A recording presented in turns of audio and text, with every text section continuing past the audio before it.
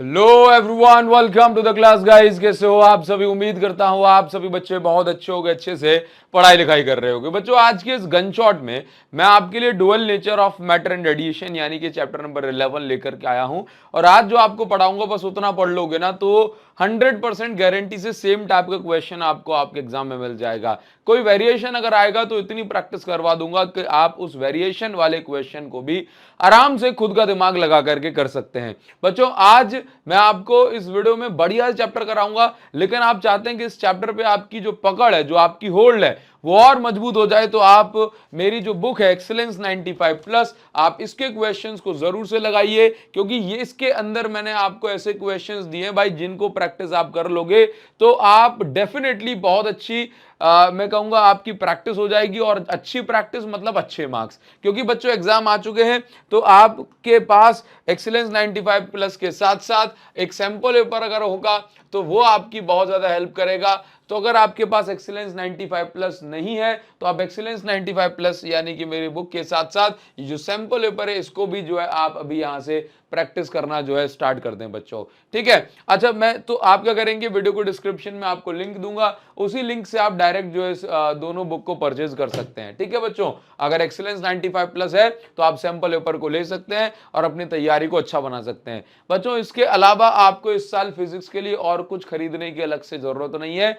ये दोनों बुक का जो कॉम्बिनेशन है ये आपको 95 प्लस भी दिला सकता है, इसलिए आप इसके बाद बिल्कुल टेंशन फ्री हो जाओ कि सर इसके बाद मुझे कुछ खरीदना पड़ेगा क्या? कुछ नहीं खरीदना पड़ेगा, सब कुछ इन दोनों किताबों के अंदर आ गया आपको। ठीक है बच्चों, अच्छा इस चैप्टर में जो कुछ भी आपको पढ़ाया जा रहा है उसके नोट्स आपको टेलीग्राम पे अपलोड कर दिए जाएंगे। टेलीग्राम चैनल की लिंक इस वीडियो को डिस्क्रिप्शन में दी जा रही है, फ्री ऑफ कॉस्ट है, आप जरूर से टेलीग्राम चैनल पे जाकर के उसको जो है ज्वाइन कर लो और पीडीएफ जो है आप डाउनलोड कर लें। ठीक है बच्चों, स्टार्ट करेंगे dual nature of matter and radiation से। तो देखिए बहुत सिंपल सी बात है कि रेडिएशन यानी कि लाइट के पास दो नेचर हमने पढ़े। एक नेचर है वेव नेचर, जो हमने चैप्टर 10 में पूरी वेव ऑप्टिक्स पढ़ा, और अगला जो नेचर है ये हम पार्टिकल नेचर पढ़ने वाले हैं। यानी कि जो वेव है, जो लाइट है, लाइट एक्चुअल में वेव है कि पार्टिकल, बहुत सारे साइंटिस्ट जो है इसमें कंफ्यूजन में थे और बहुत सारे साइंटिस्ट अपना अपना पॉइंट रखते थे। कोई कहता था कि वेव है, कोई कहता था पार्टिकल है, लेकिन बाद में जाकर के ये पता पड़ा कि लाइट के पास दोनों नेचर हैं। कभी लाइट अपना वेव नेचर जो है शो करती है, कभी लाइट अपना पार्टिकल नेचर शो करती है, लेकिन कभी भी एक साथ दोनों नेचर शो नहीं करती थी। इसलिए ये गड़बड़ घोटाला होता था, लोगों में जो है बहस होती थी, कोई कह रहा है लाइट वेव है, कोई कह रहा है लाइट पार्टिकल है। तो बाद में पता पड़ा कि कुछ एक्सपेरिमेंट जैसे कि इंटरफियरेंस ऑफ लाइट, कुछ एक्सपेरिमेंट जैसे कि interference of light, diffraction of light, इनमें लाइट का वेव नेचर देखने को मिलता है। जबकि कुछ एक्सपेरिमेंट जैसे कि फोटो इलेक्ट्रिक इफेक्ट, जिसे हम इस चैप्टर में पढ़ेंगे, उसमें लाइट का पार्टिकल नेचर देखने को मिलता है। तो इस प्रकार से ये कह सकते हैं कि लाइट के पास डुअल नेचर है ना? क्या बोल सकते हैं कि लाइट यानी रेडिएशन के पास डुअल नेचर है। हाँ, इसी चीज को हम बोल रहे हैं dual nature of matter and radiation, या simple dual nature of radiation. Dual nature of matter हम आगे बढ़ेंगे।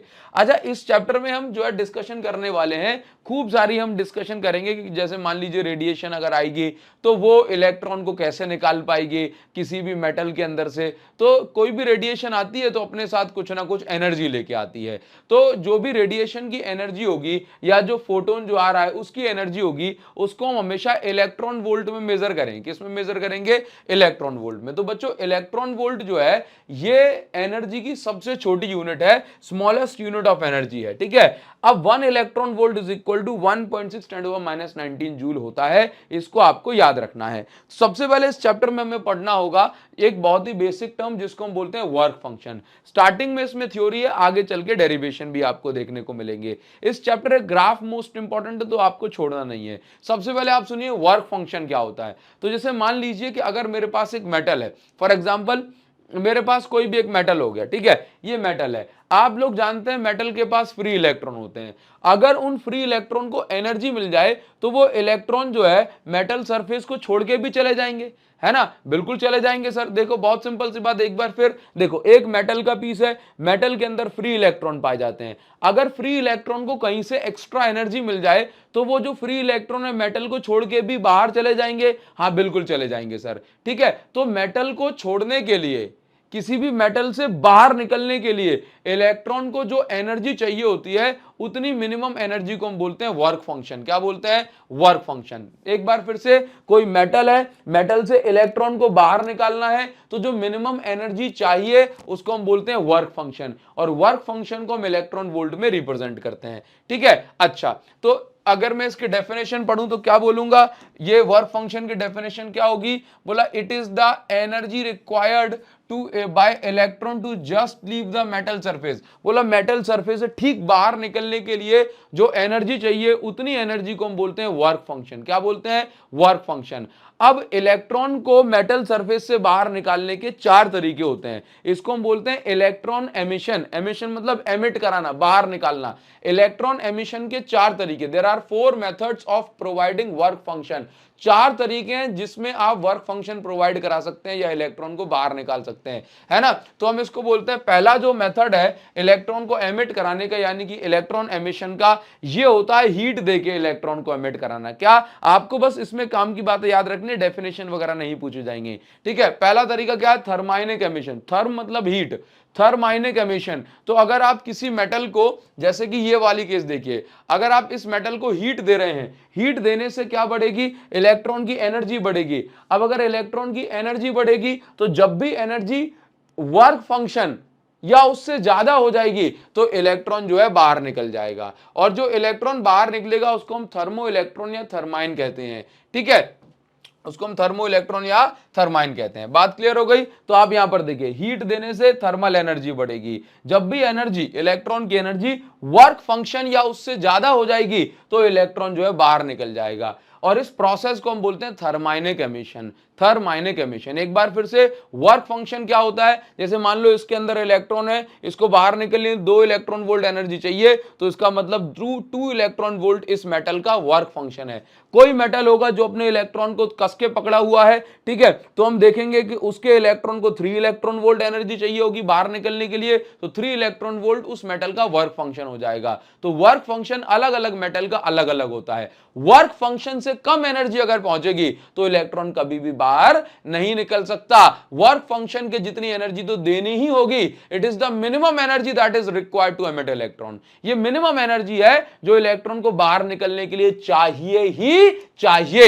अगर इससे कम एनर्जी, इलेक्ट्रॉन बाहर नहीं निकलेगा। इसलिए मैं हर बार कहता हूं कि जब भी आप हीट देंगे तो इलेक्ट्रॉन की एनर्जी बढ़ेगी, और इलेक्ट्रॉन की एनर्जी बढ़ के वर्क फंक्शन के बराबर या उससे ज्यादा हो जाएगी तो इलेक्ट्रॉन बाहर निकल जाएगा। इस प्रोसेस को हम बोलते हैं थर्माइनिक एमिशन। ठीक है बच्चों, अच्छा, इसके बाद फोटो इलेक्ट्रिक एमिशन की बात करेंगे। फोटो मतलब रेडिएशन। तो जब भी रेडिएशन आएगी, जब भी ऐसे रेडिएशन आएगी, रेडिएशन आती है अपने साथ एनर्जी लेके, तो जब भी रेडिएशन आएगी, रेडिएशन एनर्जी लेके आई, इसकी एनर्जी पाकर के इलेक्ट्रॉन की एनर्जी बढ़ी, और जब भी एनर्जी वर्क फंक्शन है उससे ज्यादा हो जाएगी, इलेक्ट्रॉन पटाख से बाहर निकल गया। तो इस तरीके से इलेक्ट्रॉन को बाहर निकालना, यानी इलेक्ट्रॉन के एमिशन के प्रोसेस को हम फोटो इलेक्ट्रिक एमिशन कहते हैं। इसकी प्रॉपर डेफिनेशन के साथ टेलीग्राम पे नोट्स अपलोड हो जाएंगे। ठीक है, तो आप वहां से पीडीएफ अपलोड जो है डाउनलोड कर लेना। ठीक है, तो फोटो इलेक्ट्रिक एमिशन हो गया। इसके बाद तीसरा एमिशन होता है जिसको हम बोलते हैं फील्ड एमिशन।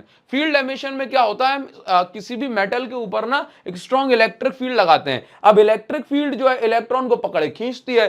तो इस प्रोसेस में फील्ड एमिशन में क्या होता है? फील्ड एमिशन में इलेक्ट्रॉन को इलेक्ट्रिक फील्ड पकड़ के खींच लेती है, उस एमिशन को हम बोलते हैं फील्ड एमिशन। चौथा है सेकेंडरी एमिशन। तो सेकेंडरी एमिशन में क्या होता है? जैसे हम एक पत्थर नहीं मारते, पत्थर जो है खूब तेज मार दिया हमने, ठीक है, तो पत्थर जिस चीज से जाके टकराएगा वो चीज बाहर फेंक जाएगी, उछल के चली जाएगी। बस ऐसा ही होता है सेकेंडरी एमिशन में। एक फास्ट मूविंग इलेक्ट्रॉन आ रहा होता है खूब स्पीड में, और आगे पटाख नीचे पड़ा। अगर ये इलेक्ट्रॉन किसी मेटल के अंदर के वाले इलेक्ट्रॉन से टकरा जाएगा तो मेटल का इलेक्ट्रॉन जो है बाहर निकल जाएगा, यानी कि एमिट हो जाएगा, और इस बाहर निकलने वाले इलेक्ट्रॉन को हम सेकेंडरी इलेक्ट्रॉन कहते हैं। तो ये जो प्रोसेस हो गई, इस प्रोसेस को हमने बोला सेकेंडरी एमिशन। तो 4 तरीके हो गए इलेक्ट्रॉन को बाहर निकालने के, जिसको हम बोलते हैं 4 मेथड ऑफ इलेक्ट्रॉन एमिशन। पहला है हीट देकर के इलेक्ट्रॉन को बाहर निकालना, थर्माइनिक एमिशन। दूसरा है रेडिएशन देकर के इलेक्ट्रॉन को बाहर निकालना, फोटो इलेक्ट्रिक एमिशन। तीसरा है इलेक्ट्रिक फील्ड लगा के इलेक्ट्रॉन को बाहर निकाल देना, फील्ड एमिशन। चौथा है कोई फास्ट मूविंग इलेक्ट्रॉन आए, उससे टकरा के कोई इलेक्ट्रॉन बाहर निकल जाए तो सेकेंडरी एमिशन। अगर मैं बात करूं तो सीजियम 2.14 इलेक्ट्रॉन वोल्ट, सीजियम एक मेटल है और सीजियम का वर्क फंक्शन सबसे कम होता है, यानी कि सीजियम का वर्क फंक्शन कैसा है, लीस्ट है। अगर इसके इलेक्ट्रॉन को 2.14 इलेक्ट्रॉन वोल्ट एनर्जी मिल गई तो ये पटाख से बाहर निकल जाएगा, जबकि प्लेटिनम का वर्क फंक्शन सबसे हाईएस्ट है, यानी सबसे ज्यादा है। इसका अर्थ ये हो गया कि अगर प्लेटिनम के इलेक्ट्रॉन को 5.65 इलेक्ट्रॉन वोल्ट से कम एनर्जी अगर मिलेगी तो ये बाहर नहीं निकलेगा इसका इलेक्ट्रॉन। तो लीस्ट वर्क फंक्शन सीजियम का और जो हाईएस्ट वर्क फंक्शन है ये प्लेटिनम का है।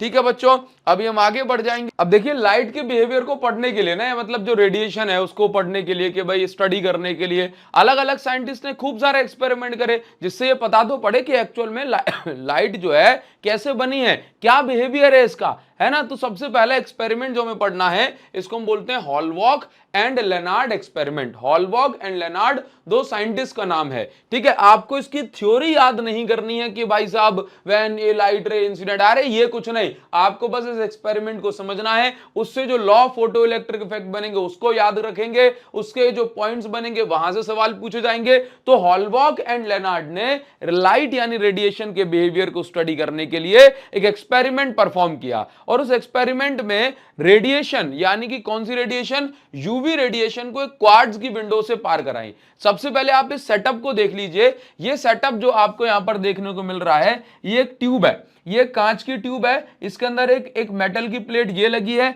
एक मेटल की प्लेट ये लगी है। ये सेटअप जो आप देख रहे हो, इस सेटअप में यहां पर देखो पहले तो एक वोल्ट मीटर लगा दिया है ना, जो वोल्टेज मेजर कर सकता है। एक अमीटर लगा दिया कि अगर करंट कहीं बनेगा तो अमीटर उस करंट को मेजर कर लेगा।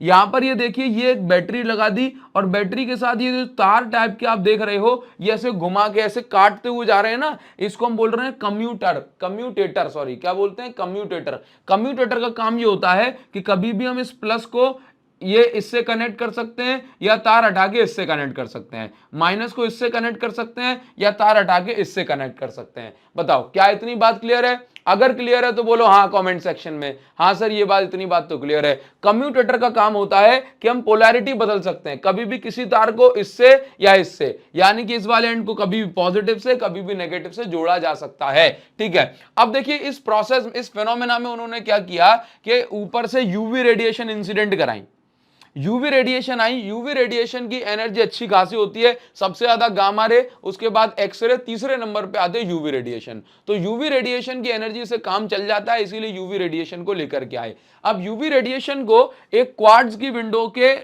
विंडो पे इंसिडेंट कराया। आप जानते हैं क्वार्ट्ज एक ऐसा मटेरियल होता है जो कि कांच के जैसा ही दिखता है लेकिन कांच से अलग होता है।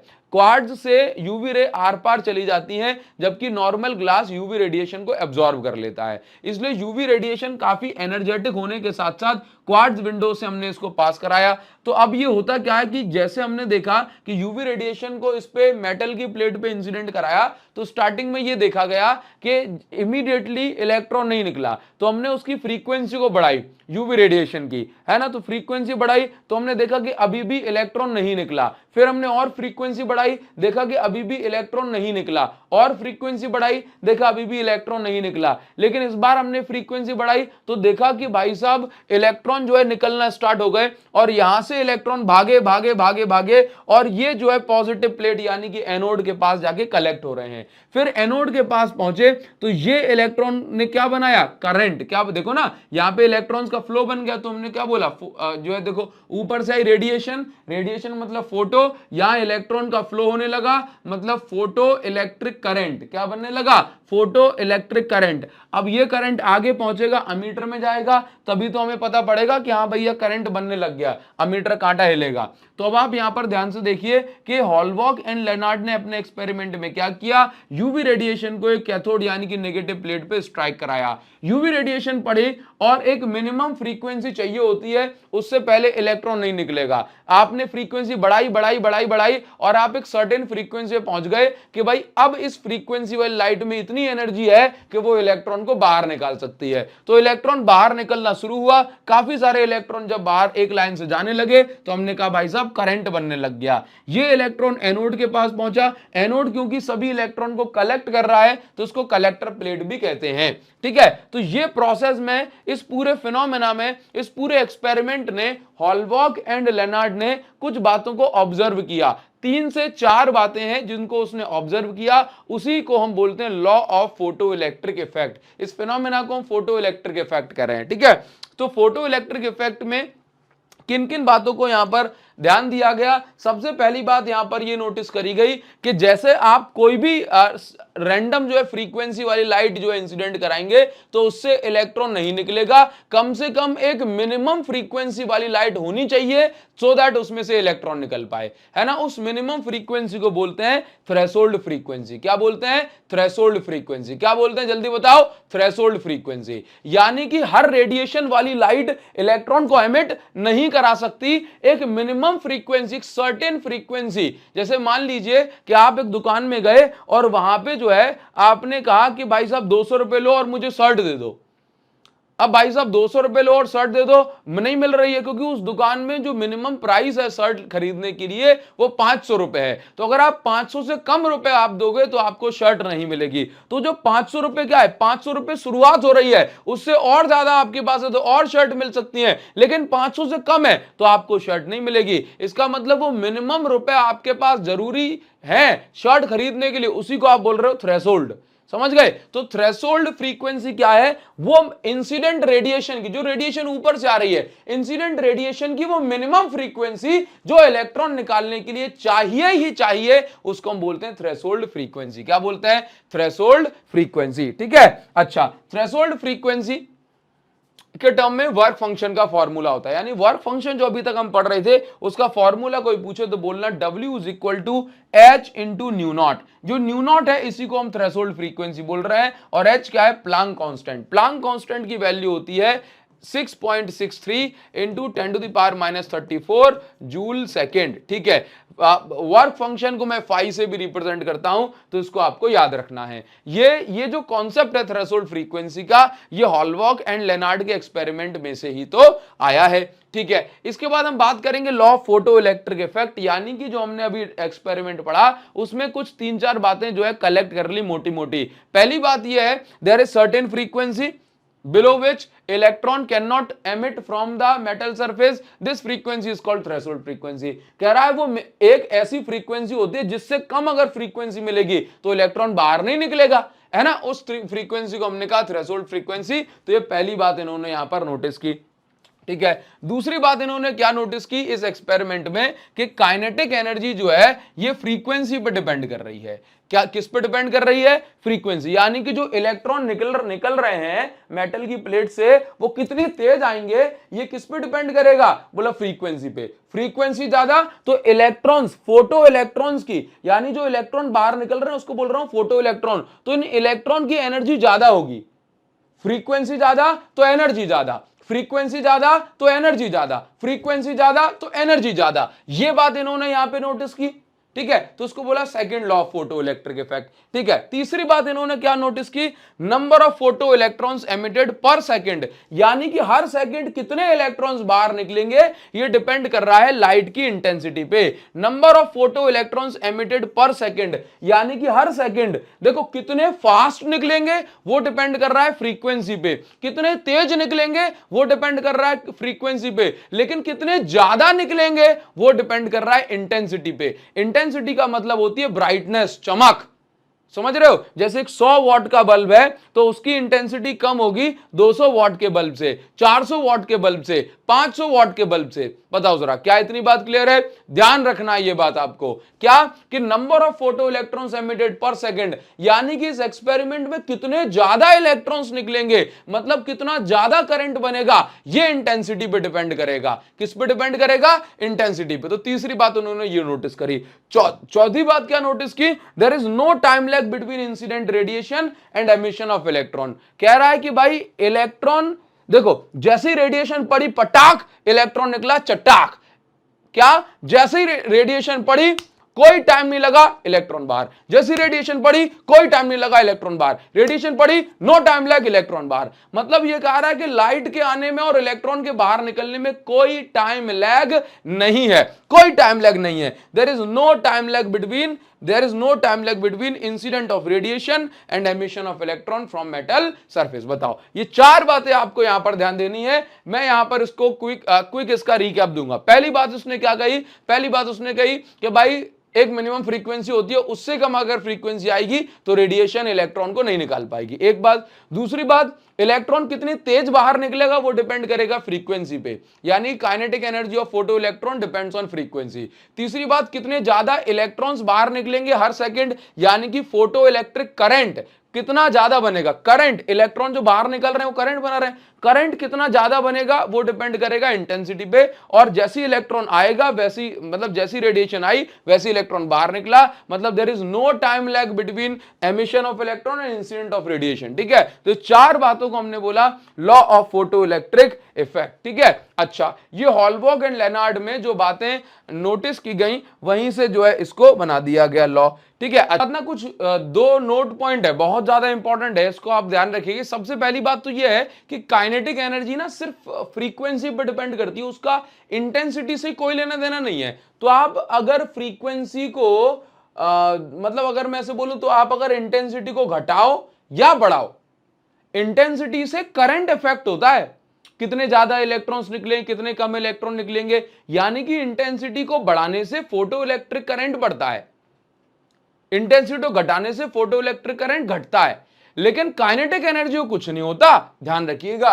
मतलब kinetic energy of photo electron is independent of intensity. Kinetic energy का इंटेंसिटी से कोई लेना देना नहीं है, इंटेंसिटी बढ़ाओ या घटाओ काइनेटिक एनर्जी कांस्टेंट रहेगी। इसी प्रकार से जो फोटो करंट है, मतलब रेडिएशन आने से जो करंट बन रहा है, ये फ्रीक्वेंसी से इसका कोई लेना देना नहीं है, ये इंटेंसिटी पर डिपेंड है। तो फ्रीक्वेंसी बढ़ाओ या घटाओ, फ्रीक्वेंसी बढ़ाओ या घटाओ, ठीक है, करंट कांस्टेंट रहेगा, करंट कांस्टेंट रहेगा, ध्यान रखोगे। अब इस बात पे जो है ग्राफ भी बन जाते हैं। ग्राफ कैसे बनते हैं जरा इसको ध्यान से देखिए। सबसे पहली बात, जैसे मान लीजिए मुझे ग्राफ बनाना है काइनेटिक एनर्जी वर्सेस फ्रीक्वेंसी का, तो यहां पे मैंने बनाई काइनेटिक एनर्जी और यहां बनाई फ्रीक्वेंसी। तो मैंने क्या देखा कि जब तक फ्रीक्वेंसी मिनिमम फ्रीक्वेंसी के रेंज में नहीं आ जाएगी, तो फ्रीक्वेंसी बढ़ते बढ़ते जब तक थ्रेशोल्ड फ्रीक्वेंसी के बराबर नहीं हो गई, तब तक देखो इलेक्ट्रॉन निकला तो नहीं, इलेक्ट्रॉन के पास कोई काइनेटिक एनर्जी तो नहीं थी, नहीं। फिर जैसे ही थ्रेशोल्ड फ्रीक्वेंसी से आप फ्रीक्वेंसी और बढ़ाओगे, काइनेटिक एनर्जी अब बढ़ती चली जाएगी। देखो ये आपका ग्राफ बन गया straight line, kinetic energy versus frequency का। हमने क्या पढ़ा, बोला काइनेटिक एनर्जी का इंटेंसिटी से कोई लेना देना नहीं है। तो काइनेटिक एनर्जी का जो भी काइनेटिक एनर्जी पहले थी, आप देखो इंटेंसिटी बढ़ा रहे हो तो, लेकिन काइनेटिक एनर्जी ना तो घट रही है और ना बढ़ रही है, तो काइनेटिक एनर्जी कांस्टेंट है। ये बिल्कुल सीधी लाइन क्या बता रही है, पैरेलल टू हॉरिजॉन्टल एक्सिस, क्या बताती है कि काइनेटिक एनर्जी कांस्टेंट है। फोटो इलेक्ट्रिक करंट, अब इंटेंसिटी में कोई थ्रेशोल्ड इंटेंसिटी ऐसी तो कोई बात होती नहीं है, तो बिल्कुल बीच में से स्टार्ट कर देना है जीरो से। तो आप देखो इंटेंसिटी बढ़ा रहे हो, फोटो करंट बढ़ रहा है, ये सीधा गया। अब देखो यहां पे फोटो करंट का फ्रीक्वेंसी से कोई लेना देना नहीं है, तो फ्रीक्वेंसी तो बस काइनेटिक एनर्जी को बढ़ाती है। फ्रीक्वेंसी बढ़ाएंगे तो फोटो करंट जितना था उतना ही रहेगा, तो पैरेलल टू हॉरिजॉन्टल एक्सिस ये बन गया। ठीक है, आप इसको ध्यान रखेंगे। चलिए, इसके बाद यहां पर एक टर्म आता है जिसको हम बोलते हैं, मोस्ट इंपॉर्टेंट टर्म है, जिसको हम बोलते हैं स्टॉपिंग पोटेंशियल। क्या बोलते हैं, स्टॉपिंग पोटेंशियल। स्टॉप मतलब रोकना, पोटेंशियल मतलब ताकत यानी वोल्टेज से कहा जा रहा है। देखिए मैंने आपको बताया था कम्यूटेटर लगे थे, कम्यूटेटर का काम क्या होता है कि हम पोलैरिटी को बदल सकें, मतलब किसी भी प्लेट को पॉजिटिव किसी भी प्लेट को हम नेगेटिव बना सके, यही काम होता है कि नहीं होता। हाँ सर। तो अब आप ध्यान से देखो कि ऊपर से यूवी रेडिएशन आ रही थी, अब यूवी रेडिएशन आई, मेटल सरफेस पे पड़ी, उसमें से इलेक्ट्रॉन निकला। अब इलेक्ट्रॉन दंदनाते हुए चले आ रहे हैं, इलेक्ट्रॉन ताबड़तोड़ स्पीड के साथ चले आ रहे हैं, इलेक्ट्रॉन को रोकना है तो ये पॉजिटिवली चार्ज प्लेट तो रोक नहीं पाएगी, तो क्या करना पड़ेगा, देखो जो पॉजिटिव से कनेक्ट है वो एनोड कहलाता है, जो नेगेटिव से कनेक्ट है वो कैथोड कहलाता है। अब इलेक्ट्रॉन जो यहां पे आ रहे हैं, ये जो है जो पॉजिटिवली चार्ज प्लेट तो इलेक्ट्रॉन को रोक नहीं पाएंगे, ये तो बल्कि और ताकत से खींचेंगे। हाँ सर ये बात तो सही है। तो अगर मुझे ये जो इलेक्ट्रॉन यहां पे आ रहे हैं, मुझे अगर इनको स्टॉप करना है तो मुझे क्या करना पड़ेगा, इस प्लेट को भी नेगेटिव बनाना पड़ेगा। क्या इस प्लेट को भी नेगेटिव बनाना पड़ेगा। तो नेगेटिव से नेगेटिव का रिपल्जन होगा तब जाकर के इलेक्ट्रॉन रुक सकते हैं। तो भाई ऐसा तो है नहीं कि लेट से 1 वोल्ट पे ही जो है इलेक्ट्रॉन रुक गए, नहीं, हो सकता है आपने पोटेंशियल बढ़ाया, 5 वोल्ट लगाई, 5 वोल्ट पे भी कुछ इलेक्ट्रॉन नहीं रुके, 7 वोल्ट लगाया, 7 वोल्ट पे भी इतना रिपल्जन नहीं हो पाया कि ये इलेक्ट्रॉन जो एकदम बहुत स्पीड वाला इलेक्ट्रॉन आ रहा है उसको रोक दे, नहीं, तो आप इलेक्ट्रॉन पोटेंशियल बढ़ाते बढ़ाते लेट से आपने 10 वोल्ट कर दिया, कितना कर दिया, 10 वोल्ट। अब जैसे आपने 10 वोल्ट करा तो जो बहुत ज्यादा स्पीड में भी यानी कि मैक्सिमम एनर्जी वाला इलेक्ट्रॉन भी आ रहा था, वो भी जो है इसके रिपल्जन को ओवरकम नहीं कर पाया और वो भी रिपेल होकर भाग गया, यानी कि ये कहूं कि रुक गया। ठीक है, तो इसका मतलब क्या है कि आपने एनोड का पोटेंशियल घटाते घटाते क्या कर दिया बोला नेगेटिव कर दिया। अब इस नेगेटिव पोटेंशियल से क्या होगा, इलेक्ट्रॉन को रिपल्जन होगा और एक टाइम ऐसा आएगा कि सबसे ज्यादा स्पीड वाला इलेक्ट्रॉन भी रुक जाएगा। मतलब उस पर्टिकुलर पोटेंशियल की वैल्यू, यानी कि एनोड को, एनोड वैसे पॉजिटिव होता है लेकिन एनोड को दिया गया नेगेटिव पोटेंशियल कि वो वैल्यू जो हाईएस्ट काइनेटिक एनर्जी यानी कि सबसे तेज इलेक्ट्रॉन को भी रोक दे, उसको हम बोलते हैं स्टॉपिंग पोटेंशियल। क्या बोलते हैं, स्टॉपिंग पोटेंशियल। देखो जरा, the negative value given to anode, anode को दी गई नेगेटिव पोटेंशियल की वो value that can stop electron having highest kinetic energy given to it. ठीक है, मतलब आप ये देखिए कि सबसे ज्यादा काइनेटिक एनर्जी वाले इलेक्ट्रॉन को भी रोक दे, उस नेगेटिव पोटेंशियल की वैल्यू को हम बोलते हैं स्टॉपिंग पोटेंशियल। क्या बोलते हैं, स्टॉपिंग पोटेंशियल। इसके बाद एक और important point, on increasing frequency stopping potential also increases. इसका अर्थ क्या हुआ बच्चों, इसका बहुत सिंपल सा अर्थ यह है कि ऑन इंक्रीजिंग फ्रीक्वेंसी बढ़ा दोगे तो इलेक्ट्रॉन जो बाहर निकलता है वो और ज्यादा स्पीड से बाहर निकलेगा। फ्रीक्वेंसी बढ़ा दी तो इलेक्ट्रॉन की एनर्जी बढ़ गई। अब इलेक्ट्रॉन की एनर्जी बढ़ गई तो उसको और रोकने के लिए और ताकत बढ़ानी पड़ेगी, मतलब पोटेंशियल बढ़ाना पड़ेगा। इसका अर्थ यह हो गया कि ऑन इंक्रीजिंग फ्रीक्वेंसी बढ़ा दी तो इलेक्ट्रॉन की एनर्जी बढ़ गई तो वो आसानी से नहीं रुक रहे हैं, तो उनको रोकने के लिए ज्यादा ताकत लगानी है, ज्यादा ताकत यानी कि ज्यादा पोटेंशियल लगाना है। तो यहां से कहा जाता है कि ऑन इंक्रीजिंग फ्रीक्वेंसी बढ़ाने से स्टॉपिंग पोटेंशियल भी बढ़ जाता है, क्योंकि फ्रीक्वेंसी बढ़ाई, एनर्जी बढ़ी तो ज्यादा ताकत लगानी पड़ेगी रोकने के लिए, यानी ज्यादा पोटेंशियल लगाना पड़ेगा। तो on increasing frequency stopping potential also increases. अगली बात, स्टॉपिंग पोटेंशियल को आप कट ऑफ वोल्टेज भी कहते हो, यानी कि ऐसा वोल्टेज जब जो फोटो इलेक्ट्रिक करंट है वो कट ऑफ हो जाए, यानी कि रुक जाए। बात समझ में आ गई। तो स्टॉपिंग पोटेंशियल के बारे में कुछ बातें हुई। अच्छा, काइनेटिक एनर्जी जो होती है उसका फॉर्मूला होता है, काइनेटिक एनर्जी का फॉर्मूला E इंटू वी। ठीक है, यह आपको ध्यान रखना, आगे आपको काम आ जाएगा। ठीक है, चलिए आगे बढ़ेंगे, आगे बढ़ जाएंगे। ये इलेक्ट्रॉन के लिए था। ठीक है, तो अभी आपसे ये कहा जाए, अब यहां पे कुछ ग्राफ बनाने होते हैं ये ग्राफ काफी इंपॉर्टेंट है, ये ग्राफ काफी इंपॉर्टेंट है। इन ग्राफ में क्या बताया जा रहा है उस पर जरा ध्यान से सुनेंगे। ये ग्राफ किस किस के बीच में है, ये ग्राफ है anode potential versus photo current. देखिए जरा, एनोड का पोटेंशियल, क्योंकि एनोड पे सारे इलेक्ट्रॉन जाके इकट्ठे हो रहे हैं, तो एनोड पोटेंशियल को हम कलेक्टर पोटेंशियल भी कहते हैं। क्या बोलते हैं, कलेक्टर पोटेंशियल। क्यों, क्योंकि एनोड ही तो सभी इलेक्ट्रॉन को कलेक्ट कर रहा है। भाई देखो, कैथोड से इलेक्ट्रॉन निकल के कहां है, एनोड के पास, तो एनोड ही तो सभी इलेक्ट्रॉन्स को कलेक्ट कर रहा है, तो एनोड के पोटेंशियल को हम कलेक्टर पोटेंशियल भी कहते हैं। ठीक है, अच्छा चलो मैं इसको खुद से बना देता हूं, ठीक है, फिर तो मान जाओगे।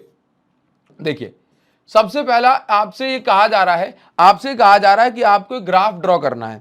आपको क्या करना है, एक ग्राफ ड्रॉ करना है, ग्राफ बिटवीन कलेक्टर पोटेंशियल। ये कलेक्टर पोटेंशियल को आपने एनोड पोटेंशियल का, एनोड का पोटेंशियल अगर नेगेटिव में है तो उसको हम स्टॉपिंग पोटेंशियल या रिटार्डिंग पोटेंशियल कहते हैं। सुनिए जरा, एनोड का पोटेंशियल नेगेटिव में है तो हम इसको क्या बोलते हैं, स्टॉपिंग पोटेंशियल या रिटार्डिंग पोटेंशियल। ठीक है, अच्छा तो आपको ग्राफ ड्रॉ करना है collector potential versus photo electric current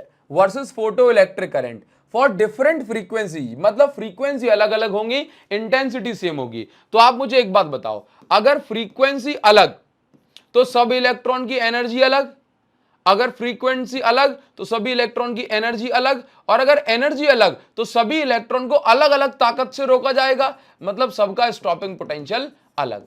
ठीक है, बताओ क्या इतनी बात क्लियर है? क्या इतनी बात क्लियर है? अगर डिफरेंट फ्रीक्वेंसी के बारे के से रिलेटेड आपको ग्राफ बनाना है, तो अगर सबकी फ्रीक्वेंसी डिफरेंट है तो सभी इलेक्ट्रॉन की एनर्जी डिफरेंट होगी। अगर सभी की एनर्जी अलग अलग होगी तो सभी इलेक्ट्रॉन को अलग अलग ताकत लगा के ही रोका जा सकता है, यानी कि सबका स्टॉपिंग पोटेंशियल भी अलग होगा बच्चों, है कि नहीं? तो आपको यह बात ध्यान रखनी है। और जिसकी फ्रीक्वेंसी ज्यादा उसका स्टॉपिंग पोटेंशियल भी ज्यादा, ये तो मैंने आपको पढ़ा दिया, ठीक है। अच्छा, सेम इंटेंसिटी, सेम इंटेंसिटी का मतलब क्या है कि अगर इंटेंसिटी सेम है तो करंट सभी केसेस में सेम होगा। तो आपको ये यहां पे ऐसे ग्राफ ड्रॉ करना है। क्या बोला? Same intensity. तो सेम इंटेंसिटी का मतलब जो मैक्सिमम करंट होगा वो सभी के लिए कैसा होगा? सेम होगा। तो ये देखो इंटेंस, ये करंट की वैल्यू सभी पहले वाले के लिए कितनी है, लेट्स से ये देखो इस रेंज में जा रही है, इतनी है। अच्छा, दूसरे वाले के लिए ये हो गई, तीसरी वाले के लिए ये हो गई।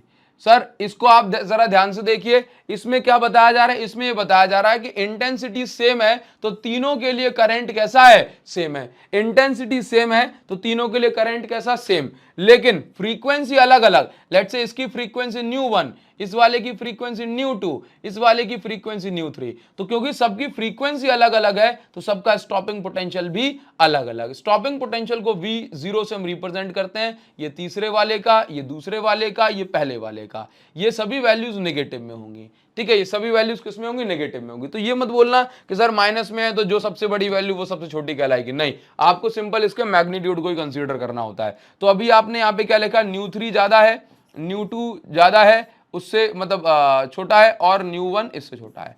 ध्यान रखोगे तो इस ग्राफ में क्या चीज समझ में आ रही है? इस ग्राफ में मुझे ये समझ में आ रहा है क्योंकि तीनों की फ्रीक्वेंसी अलग अलग है तो तीनों का स्टॉपिंग पोटेंशियल भी अलग अलग, ठीक है। तीनों के लिए इंटेंसिटी सेम तो तीनों का करंट भी सेम। आपने देखा करंट जो और बढ़ नहीं रहा है, करंट जो है कांस्टेंट हो गया। तो करंट मतलब करंट की वो वैल्यू जो मैक्सिमम हो चुकी है और ज्यादा नहीं बढ़ रही, उसको हम बोलते हैं सैचुरेशन करंट। क्या बोलते हैं? Saturation current. सैचुरेशन का मतलब है कि भाई बढ़ते बढ़ते बढ़ते बढ़ते मैक्सिमम हो गया, अब मैक्सिमम से ज्यादा नहीं बढ़ रही, उसको हम बोलते हैं सैचुरेशन करंट, ठीक है। तो सैचुरेशन करंट आप देख रहे हो, the maximum value of current after which current becomes constant on even increasing intensity. बोला कितनी भी इंटेंसिटी बढ़ाते चले जाओ लेकिन करंट कांस्टेंट हो गया, अब नहीं बढ़ेगा, ठीक है, क्योंकि एक सर्टेन रेंज से ज्यादा इलेक्ट्रॉन बाहर नहीं निकलते हैं, ठीक। ये बात क्लियर हो गई। अच्छा, अगला जो ग्राफ है, इस ग्राफ में क्या बताया जा रहा है? इस ग्राफ में ये बताया जा रहा है ग्राफ बिटवीन कलेक्टर पोटेंशियल, यानी ये कलेक्टर पोटेंशियल है और ये photo electric current for different intensity. मतलब इंटेंसिटी अलग अलग, तो इंटेंसिटी अलग तो तीनों के लिए करंट कैसा होगा? अलग अलग होगा, ठीक है। एंड सेम फ्रीक्वेंसी, अगर फ्रीक्वेंसी सेम है तो सबके लिए स्टॉपिंग पोटेंशियल भी सेम होगा। तो आप ये देखिए कि तीनों के लिए करंट कैसा? अलग अलग, करंट अलग अलग, करंट तीनों के लिए देखो, इसके लिए कुछ और करंट, दूसरी इंटेंसिटी के लिए कुछ और करंट, आपने इंटेंसिटी बढ़ाई तो तीसरे के लिए कुछ और करंट। लेकिन क्योंकि देखो तीनों की इंटेंसिटी अलग अलग तो तीनों का मैक्सिमम करंट अलग अलग, लेकिन तीनों की फ्रीक्वेंसी सेम तो तीनों का स्टॉपिंग पोटेंशियल भी सेम, तीनों का स्टॉपिंग पोटेंशियल भी सेम। बताइए क्या इतनी बात क्लियर हो गई? आप यहां पे लिख दीजिए रिटार्डिंग पोटेंशियल। ये ग्राफ बहुत इंपॉर्टेंट होते हैं, इनको आपको ध्यान रखना चाहिए, मोस्ट इंपॉर्टेंट ग्राफ है ये। यहां पे देखो इंटेंसिटी थर्ड वाले की ज्यादा है, सेकंड की कम है और फर्स्ट की उससे कम है, क्योंकि थर्ड वाले करंट देखो ज्यादा है, सेकंड वाले करंट उससे कम है, फर्स्ट वाले करंट उससे कम है, तो जिसका करंट कम उसकी इंटेंसिटी भी कम। ये बात आप ध्यान रखेंगे, बहुत ही ज्यादा इंपॉर्टेंट बात है। आप जो है टेलीग्राम ग्रुप पे ये सारी पीडीएफ अपलोड हो जाएंगे। टेलीग्राम ग्रुप का नाम है अभिषेक साहू सर फिजिक्स, और टेलीग्राम ग्रुप की लिंक भी मैं आपको इस वीडियो को डिस्क्रिप्शन में दे देता हूं, ठीक है बच्चों। गाइस देखिए नेक्स्ट अभी हम पढ़ने वाले हैं फोटोन को। तो फोटोन बेसिकली लाइट के पार्टिकल नेचर को रिप्रेजेंट करता है। फोटोन होता क्या है? तो बहुत सिंपल सी बात है कि फोटोन, जैसे हमने ये पढ़ा था ना कि लाइट क्या है? वेव है। तो हमने पढ़ा था कि लाइट जब ट्रैवल करती है तो बेसिकली वेव के फॉर्म में ट्रैवल करती है, ठीक है। इसी प्रकार से जब हम बात करते हैं लाइट के पार्टिकल नेचर की, तो एक्चुअल में हमने ये भी कहा है कि लाइट पार्टिकल है।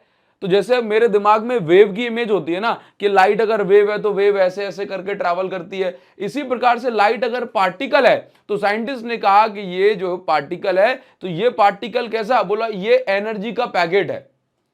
ये उस लाइट के पार्टिकल को फोटोन नाम दिया गया। लाइट के पार्टिकल को क्या नाम दिया गया? फोटोन। तो फोटोन क्या है? फोटोन बेसिकली कहा गया फोटोन एक एनर्जी का पैकेट है, एक एनर्जी का बंडल है। जब फोटोन आता है मेटल सरफेस पे पड़ता है तो ये फोटोन फूट जाएगा। तो उसमें से एनर्जी निकलेगी, उस एनर्जी को पाकर के इलेक्ट्रॉन बाहर निकल जाता है। तो बेसिकली फोटोन, हर फोटोन के पास कुछ एनर्जी होती है और वो एनर्जी कितनी है, वो फिक्स एनर्जी है। उस एनर्जी का फॉर्मूला है E is equal to H nu. आप ऐसे समझिए कि एक फोटोन आया, ये देखो फोटोन आया, फोटोन आया और यहां पे आके फट गया। अब फट गया तो इसमें से एनर्जी निकली तो इसी एनर्जी को पाकर के इलेक्ट्रॉन चला गया बाहर। तो ये फोटोन क्या कर रहा है, आ रहा है, फूट रहा है, एनर्जी दे रहा है, उस एनर्जी को पी करके खा करके इलेक्ट्रॉन जो है बाहर निकल गया। बात इतनी क्लियर हो गई। अच्छा, कभी कभी ऐसा भी होगा फोटोन आएगा, फूटेगा नहीं, तो डायरेक्ट ये लाइट रिफ्लेक्ट हो जाएगी। ठीक है। अच्छा सर, अगर ऐसा हो जाए कि फोटोन आया और इलेक्ट्रॉन पे जाकर के हिट नहीं कर पाया तो क्या होगा, फोटोन आएगा, इलेक्ट्रॉन पे हिट नहीं कर पाएगा तो इसकी एनर्जी वेस्ट हो जाएगी। वेस्ट होने का मतलब है ये फोटोन की एनर्जी सिर्फ और सिर्फ टेम्परेचर को बढ़ाएगी, हम इससे इलेक्ट्रॉन को निकालने का काम नहीं कर पाएंगे। बात क्लियर है। तो हर एक फोटोन की एनर्जी फिक्स होती है। फोटोन क्या है, एनर्जी का पार्टिकल होता है, क्योंकि पार्टिकल के पास कुछ मास होता है। ठीक है, क्योंकि पार्टिकल के, वैसे तो देखो फोटोन के बारे में यह कहा जाता है कि अब अगर मैं ऐसे बोलूंगा कि लाइट जो है फोटोन से मिलकर बनी है और फोटोन पार्टिकल है, तो पार्टिकल है तो उसका कुछ मास भी होना चाहिए, लेकिन लाइट का कोई मास तो होता नहीं है। हाँ, तो हमने दो थ्योरी इसके लिए बनाई। पहली बात तो हमने ये कही कि photon can not exist in rest, बोला फोटोन रेस्ट की स्थिति में कभी नहीं होती। जैसे लाइट कभी रुकी रह सकती है, नहीं रुकी रह सकती, तो फोटोन भी कभी रुका हुआ प्रेजेंट नहीं होता, फोटोन हमेशा मूव कर रहा होता है। तो रेस्ट मास जो है फोटोन का वो हमेशा 0 माना जाता है। अब क्योंकि लाइट को आपने पार्टिकल माना है तो लाइट के मूविंग मास की हम बात कर लेते हैं। ठीक है, वो मूविंग मास होता है h न्यू बाय सी स्क्वायर, जिसको मैं आपको नेक्स्ट स्लाइड पे दिखाने वाला हूं। ठीक है, तो अभी अगर मैं आपसे कहूं कि हर एक फोटोन के पास कितनी एनर्जी है, तो आप ये कहेंगे हर एक फोटोन के पास एनर्जी है E is equal to H nu. H क्या है, प्लांक कांस्टेंट, जिसकी वैल्यू 6.63 10 -34 जूल सेकंड होती है। न्यू क्या है, न्यू जो है ये एनर्जी है किसकी, फोटोन की। न्यू मतलब फ्रीक्वेंसी। ठीक है ना। अब मैं बात करूंगा फोटोन की प्रॉपर्टीज की। तो फोटोन जो लाइट का पार्टिकल जिसे हम कह रहे हैं, जिसको हम एनर्जी पैकेट कर रहे हैं, तो हर एक पैकेट में कितनी एनर्जी होती है, बोला E is equal to H nu. ठीक है, फोटोन का रेस्ट मास 0 होता है, फोटोन कभी भी रेस्ट में नहीं पाया जाता। फोटोन पर किसी प्रकार का कोई चार्ज नहीं होता, ये एक चार्जलेस पार्टिकल होता है। अगर चार्जलेस है तो इसको ना तो कोई जो है इलेक्ट्रिक फील्ड जो है डिफ्लेक्ट कर सकती है और ना ही मैग्नेटिक फील्ड का इस पर कोई असर होता है। इसके बाद मैं बात करूंगा कि it follows conservation of energy. Photon हमेशा किस प्रिंसिपल को फॉलो करेगा, एनर्जी कंजर्वेशन को फॉलो करेगा, यानी कि ना तो आप मतलब इसमें जो भी एनर्जी होगी ना तो वो क्रिएट हुई है ना ही डिस्ट्रॉय हुई है, बस ये ट्रांसफर हो रही है। ठीक है, अब mass of moving mass of photon, यानी कि सिंपल मैं ऐसे बोलूं कि मास ऑफ फोटोन का फॉर्मूला क्या बन जाएगा, h न्यू बाय सी स्क्वायर। क्या बन जाएगा, h न्यू बाय सी स्क्वायर। ठीक है। अच्छा, आपको यहां पर ध्यान देना है। अब देखो, अब फोटोन की इस थ्योरी की, यानी कि फोटोन की मदद से आइंस्टाइन ने एक थ्योरी दी जिसको हम बोलते हैं फोटो इलेक्ट्रिक इफेक्ट। क्या बोलते हैं, फोटो इलेक्ट्रिक इफेक्ट, यानी कि आइंस्टाइन ने फोटो इलेक्ट्रिक इफेक्ट को एक्सप्लेन किया था। आइंस्टाइन ने ये एक्सप्लेन, देखो हॉलबॉक एंड लेनार्ड ने अपने एक्सपेरिमेंट में ये बताया कि रेडिएशन आएगी तो उसमें से इलेक्ट्रॉन निकल रहा है। हॉलबॉक एंड लेनार्ड ने क्या बताया, रेडिएशन आएगी तो उसमें से इलेक्ट्रॉन बाहर निकलेगा मेटल में से। लेकिन आइंस्टाइन ने फोटोन की मदद से उस फोटो इलेक्ट्रिक इफेक्ट को एक्सप्लेन करा। आइंस्टाइन ने क्या, फोटोन की पिक्चर से, फोटोन, आइंस्टाइन ने कहा जब रेडिएशन आ रही है, लाइट आ रही है, तो बेसिकली वो लाइट नहीं है, लाइट के अंदर फोटोन आ रहा है और उस फोटोन जब फट रहा है, फूट रहा है, तो उसकी एनर्जी से इलेक्ट्रॉन बाहर निकल रहा है। बताइए क्या इतनी बात क्लियर है, क्लियर होनी चाहिए। ठीक है। अच्छा, इसके बाद आपको ध्यान देना है कि अगर मैं तो आइंस्टाइन ने क्या है, जब इन सारी चीजों को स्टडी करा तो आइंस्टाइन ने अपनी जो है एक इक्वेशन बनाई, उसको हम बोलते हैं फोटो इलेक्ट्रिक इक्वेशन। इस इक्वेशन में आइंस्टाइन ये बताता है कि कोई भी इलेक्ट्रॉन जो है वो बाहर अगर निकल रहा है तो उसकी काइनेटिक एनर्जी कितनी होगी। जैसे मान लीजिए, आपको बहुत सिंपल सी बात मैं यहां पर ये कह देता हूं कि आइंस्टाइन ने ये कहा कि लेट्स से ये मेरे पास एक मेटल है, अब इस मेटल में से जो है ये फोटोन आया, अब ये फोटोन आया और इसकी एनर्जी मिल गई इलेक्ट्रॉन को, ये इलेक्ट्रॉन पटाख से बाहर पहुंच गया। तो आइंस्टाइन दादा का कहना यह था कि भाई साहब देखो, इसके पास जो टोटल एनर्जी है वो कितनी है, E। तो आइंस्टाइन ने यह कहा टोटल एनर्जी है E और E इज इक्वल टू होता है h न्यू। अब ये जो एनर्जी आएगी, अब ये दो काम करेगी। आप ऐसे मान लीजिए कि जो फोटोन ऊपर से आ रहा है, लेट्स से उसकी एनर्जी है 5 इलेक्ट्रॉन वोल्ट। अब ये 5 इलेक्ट्रॉन वोल्ट वाली एनर्जी वाला फोटोन जो है नीचे आया और इलेक्ट्रॉन पे जाके हिट कर गया। अब इस एनर्जी को खा करके इलेक्ट्रॉन क्या करेगा, पहला टास्क क्या होगा, कैसे भी करके मेटल सरफेस से बाहर निकला जाए। पहला टास्क क्या होगा कि कैसे भी करके मेटल सरफेस से बाहर निकला जाए। तो लेट्स से 2 इलेक्ट्रॉन वोल्ट इसके वर्क फंक्शन की वैल्यू है, तो 2 इलेक्ट्रॉन वोल्ट तो बस इसको बाहर निकलने के लिए चाहिए। बाकी की जो एनर्जी बचेगी 3 इलेक्ट्रॉन वोल्ट, बाकी की जो एनर्जी बचेगी 3 इलेक्ट्रॉन वोल्ट, उससे ये दौड़ लगाएगा, यानी कि उससे इसको काइनेटिक एनर्जी मिल जाएगी। और काइनेटिक एनर्जी को हम बोलते हैं मैक्सिमम काइनेटिक एनर्जी। बोला सर मैक्सिमम क्यों? क्योंकि ये कहा जा रहा है कि इससे, इस एनर्जी से दो काम होंगे, एक तो वर्क फंक्शन मिलेगा सो दैट इलेक्ट्रॉन बाहर, और दूसरा पार्ट जो एनर्जी का बचेगा उससे मैक्सिमम काइनेटिक एनर्जी मिलेगी। मैक्सिमम काइनेटिक एनर्जी क्यों? क्योंकि ये कहा गया है किसी भी प्रकार का जो एनर्जी का लॉस है वो नहीं हो रहा, आइडियल कंडीशन को यहां पर कंसीडर करा गया है ना। अगर आइडियल कंडीशन है तो एनर्जी का कोई लॉस नहीं, तो जो पूरी एनर्जी है वो सिर्फ और सिर्फ काइनेटिक एनर्जी प्रोवाइड कराएगी, ठीक है। जबकि प्रैक्टिकली क्या होता है, हीट के फॉर्म में भी एनर्जी का कुछ लॉस हो जाता है, ठीक है ना। तो आइंस्टाइन की इस थ्योरी के अकॉर्डिंग जो भी एनर्जी है, टोटल एनर्जी जो फोटोन की है, उससे दो काम हो रहे हैं। पहला काम तो हो रहा है कि वर्क फंक्शन, पहला काम क्या हो रहा है, वर्क फंक्शन जितनी एनर्जी प्रोवाइड कराई जा रही है, यानी कि सबसे पहले तो इलेक्ट्रॉन को बाहर निकलना है, तो एक तो वर्क फंक्शन इससे मिलेगा, दूसरा इससे मिलेगी मैक्सिमम काइनेटिक एनर्जी। क्या मिलेगी? Maximum kinetic energy. अगर मैं टोटल एनर्जी को E is equal to H nu लिख रहा हूं, तो वर्क फंक्शन को क्या लिखता हूं, एच न्यू नॉट। क्या लिखता हूं?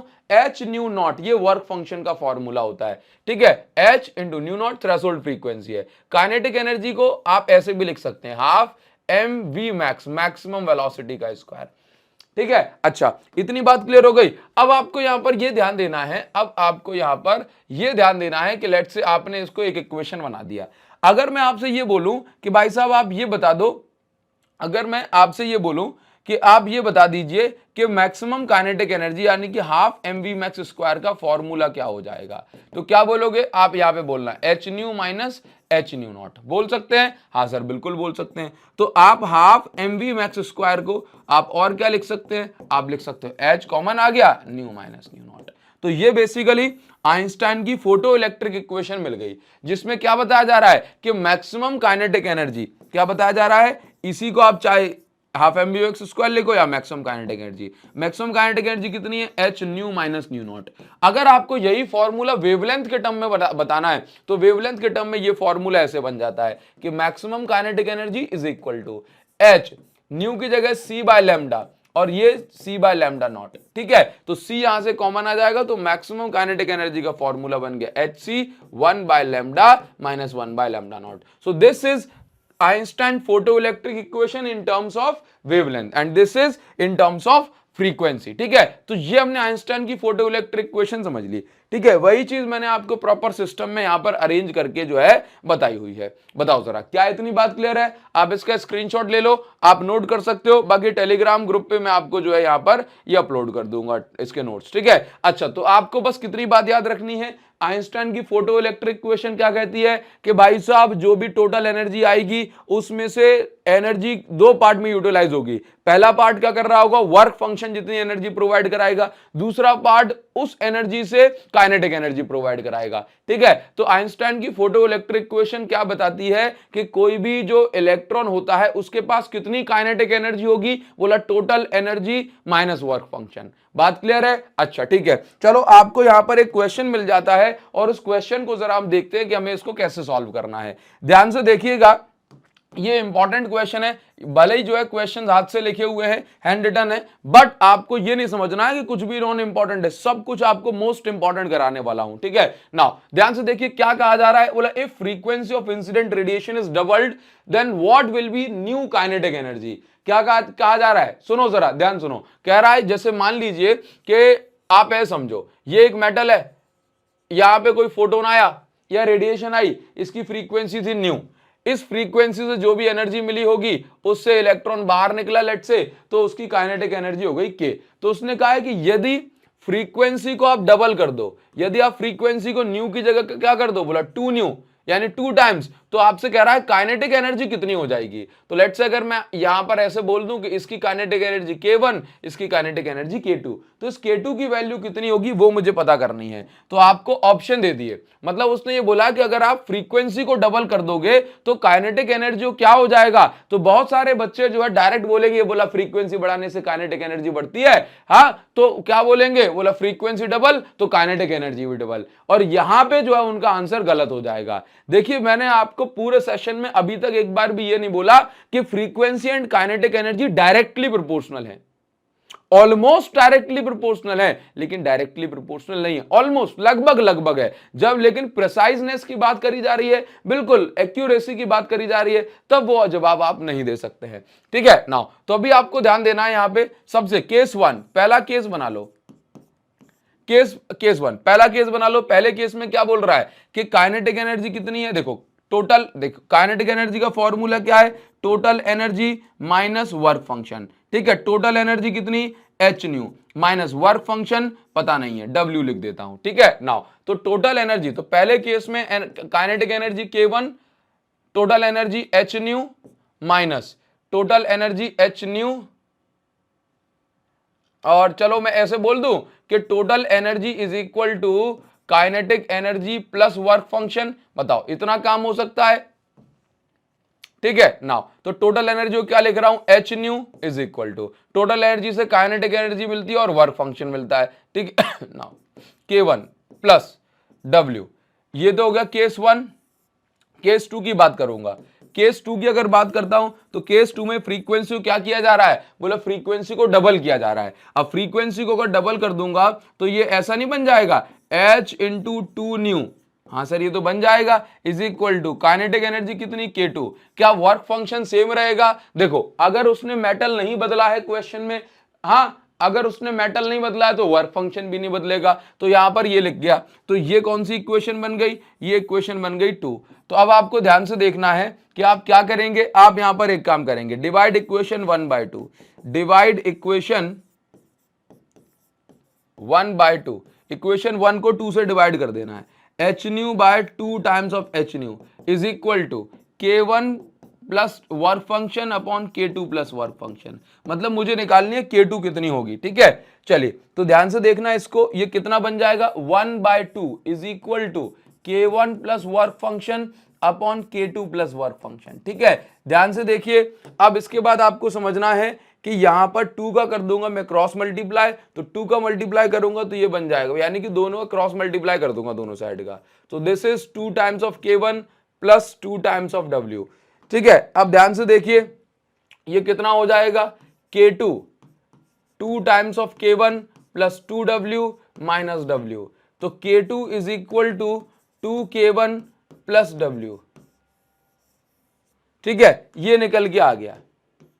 इसका अर्थ समझ रहे हो, इसका बहुत सिंपल सा अर्थ है कि जो नई वाली जो काइनेटिक एनर्जी है, सेकंड वाली जो काइनेटिक एनर्जी है, वो इनिशियल यानी डबल से थोड़ी सी ज्यादा है। देखो क्या लिखा गया है, ये देखो, अगर मैं ये बोलता K2 इज इक्वल टू, अगर मैं बोलता K2 is equal to 2K1, इसका अर्थ क्या है कि जो नई काइनेटिक एनर्जी है ये पुरानी वाली की डबल है, यही बोलता, लेकिन इस बार प्लस W लगा है, यानी कि डबल से थोड़ी सी ज्यादा, डबल से थोड़ी सी ज्यादा। बात क्लियर हो गई, तो इसका अर्थ क्या हो जाएगा, इसका ये आंसर हो जाएगा स्लाइटली मोर देन डबल, है ना, हल्की सी ज्यादा, इसको बोलेंगे स्लाइटली मोर देन डबल। बताइए क्या इतनी बात क्लियर हो गई। ठीक है, बहुत बढ़िया। अब इसके बाद हम बात करेंगे, अब आपको सेम टाइप का क्वेश्चन मिल जाएगा। अब जैसे मान लीजिए आपसे अभी डबल बोला था, अब ये बोलते ट्रिपल हो जाएगा, तो ट्रिपल होगा तब क्या कंडीशन बनेगी, तो बोला फ्रीक्वेंसी को अगर आप 3 टाइम्स कर दें, 3 टाइम्स फ्रीक्वेंसी को आपने 3 टाइम्स कर दिया, तो बोला अब न्यू काइनेटिक एनर्जी कितनी होगी, तो आपने देखो पहला केस दूसरा केस, टोटल एनर्जी है, ये काइनेटिक एनर्जी और वर्क फंक्शन में वो कट गई। ठीक है, ये देखो नई काइनेटिक एनर्जी, लेट्स से मैंने K डैश मान ली, K2 मान ली, कुछ भी। ठीक, तो अब आपने बस डिवाइड किया, आंसर आ गया आपका। ठीक, चलिए, तो इस टाइप से आपने कर लिया। अब इसके बाद मैं बात करूंगा, अब इसके बाद मैं बात करूंगा किसकी, बोला ग्राफ बिटवीन, ये ग्राफ जो आप पढ़ रहे हो ये मोस्ट इंपॉर्टेंट क्वेश्चंस हैं, मोस्ट इंपॉर्टेंट क्वेश्चन है, इसको सीबीएसई वाले बच्चे कम से कम इसको बहुत अच्छे से पढ़ेंगे। ठीक है, अच्छा ध्यान दीजिए जरा सभी बच्चे। तो अब मैं यहां पर आपको ग्राफ पढ़ाने वाला हूं और ये ग्राफ भाई साहब मोस्ट इंपॉर्टेंट है। देखिए क्या बताया गया है, draw graph between kinetic energy versus frequency, what does slope of this graph represent.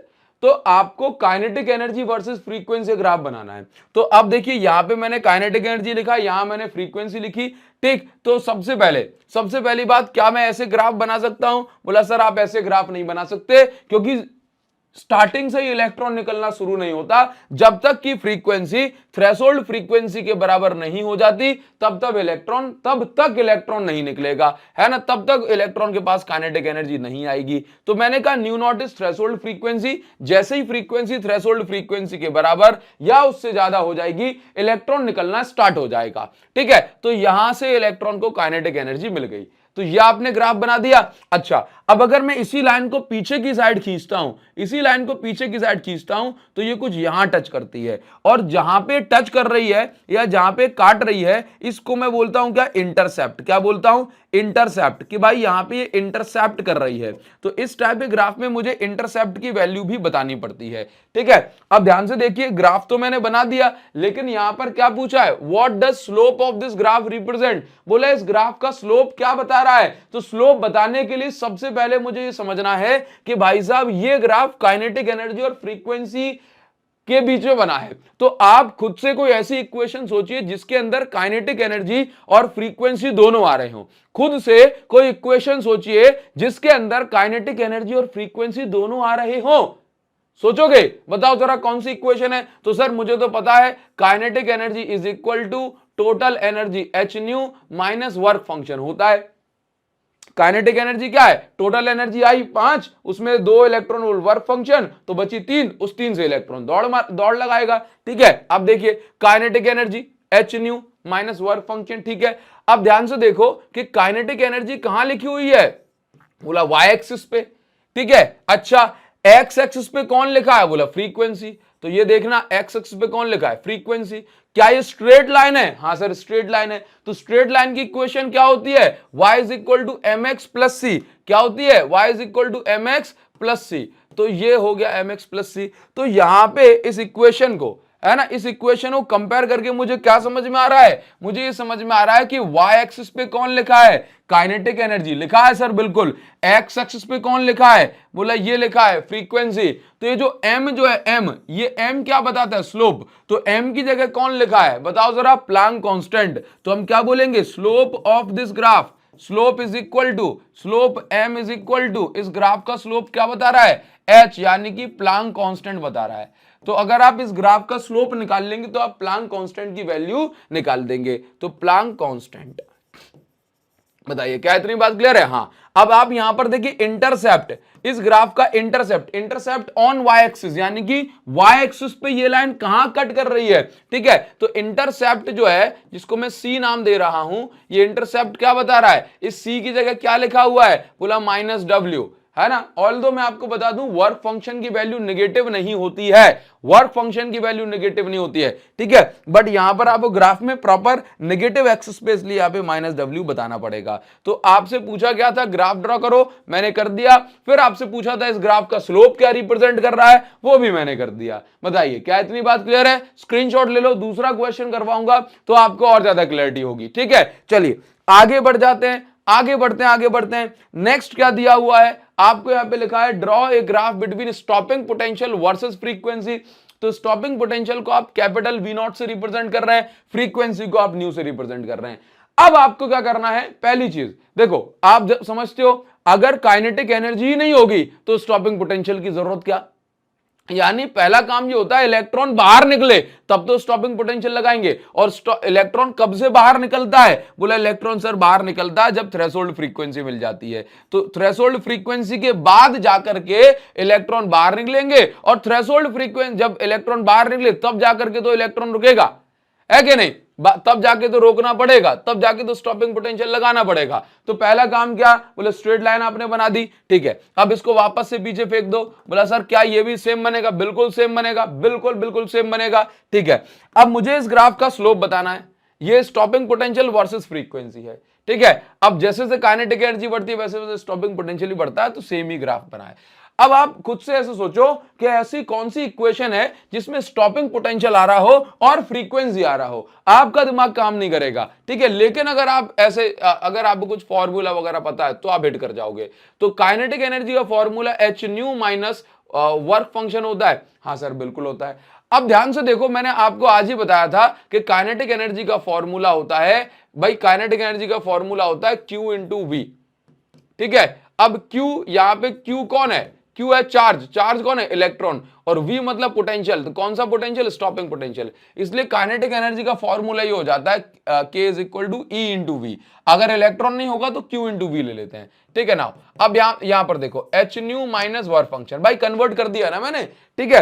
अब क्या करूंगा, वाई एक्सिस पे कौन है? Stopping potential. तो मैं यहां पे वो स्टॉपिंग पोटेंशियल वाला V नॉट रखूंगा और बाकी E को भेज दूंगा नीचे, तो भाई पूरे के नीचे जाएगा, तो इसके भी अपॉन में आ गया माइनस इसके भी अपॉन में आ गया।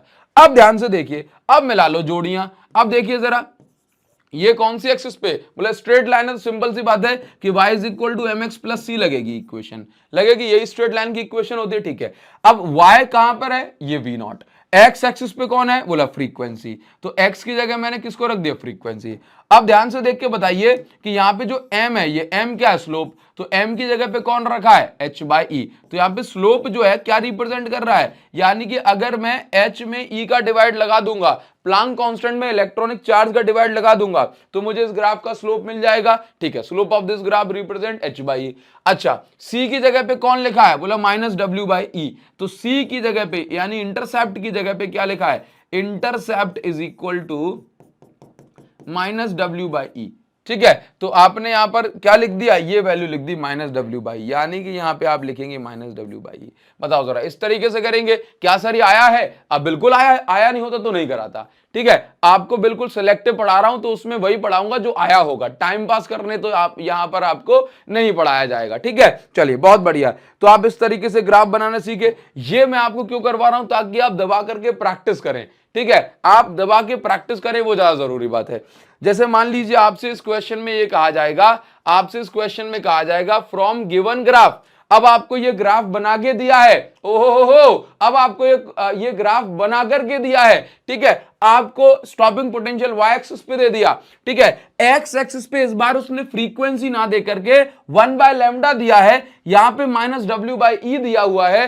अब आपको क्या करना है? अब आपसे क्या कह रहा है? बोला इस ग्राफ की मदद से, from given graph how is the value of Planck constant determined. बोला इस ग्राफ से प्लैंक कांस्टेंट कैसे निकलेगा, तो वो आपको बताना है। बताओ जरा, क्या इतनी बात क्लियर हुई? कमेंट सेक्शन में आपका वेट कर रहा हूं। एक एक सिंगल बच्चे को कमेंट में लिखना है कि हां सर समझ में आ रहा है, बिकॉज मुझे ऐसा लगता है कि अगर मैं इस वीडियो में, इस क्लास में अपनी एनर्जी डाल रहा हूं तो मुझे आउटपुट के फॉर्म में आपका बस कमेंट चाहिए, ठीक है। चलिए, तो बहुत बढ़िया, हम आगे बढ़ेंगे। इसमें क्या बताया जा रहा है, इसमें देखो, तो सबसे पहले आप ऐसी इक्वेशन ढूंढो जिसमें पोटेंशियल मतलब स्टॉपिंग पोटेंशियल और लैम्डा आ रहा हो। तो बोला सर सीधी सीधी तो मुझे नहीं पता, लेकिन हाँ ऐसा जरूर हो सकता है कि kinetic energy is equal to total energy H nu minus work function होता है, ठीक है। अब इसके बाद आपको ये समझना है, काइनेटिक एनर्जी को मैं लिख सकता हूं ई वी नॉट, ठीक है, लिख दिया सर। और एच मुझे यहां पे कन्वर्ट करना है 1 बाय लैम्डा में, तो क्या मैं फ्रीक्वेंसी को ऐसे लिख सकता हूं? सी बाय लैम्डा। क्या लिख सकता हूं? एच सी बाय लैम्डा लिख सकता हूं, लिख सकते हो सर, माइनस वर्क फंक्शन। अब ध्यान से देखिए, क्या मैं ऐसा कर सकता हूं कि वी नॉट को यहीं छोड़ दिया और इस ई को दोनों के अपॉन भेज दिया, तो ये बन जाएगा, ये कुछ ऐसा बन जाएगा एच सी बाय ई, और ये 1 बाय लैम्डा मैंने थोड़ा साइड में शिफ्ट कर दिया बस, यानी कि इस पूरे एच सी के अपॉन में पहुंच गया ई, ठीक है, माइनस। अब ये जो ई है ये वर्क फंक्शन के अपॉन में भी पहुंच जाएगा, तो माइनस का ई बन गया, ठीक है, बहुत बढ़िया। अब ध्यान से आपको देखना है कि वी नॉट, अब ध्यान से देखो, ये क्या स्टॉपिंग पोटेंशियल है, तो स्टॉपिंग पोटेंशियल को मैंने कहां रखा? अब ध्यान से देखो, y is equal to straight line है, तो y is equal to m x plus c. क्या इतनी बात क्लियर है? हाँ सर क्लियर है। अब ध्यान से देखिए, अगर मैं आप लोगों से यह कह दूं कि यहां पर क्या है कि x तो यानी x एक्सिस 1 बाय लैम्डा है, तो ये स्लोप की जगह क्या लिखा जा रहा है? एच सी बाई ई। तो इस ग्राफ का जो स्लोप होगा, स्लोप को मैं बोलता हूं m, क्या बोलता हूं? इस ग्राफ का जो स्लोप है, इस ग्राफ का स्लोप है, इसको मैं क्या बोलता हूं? m।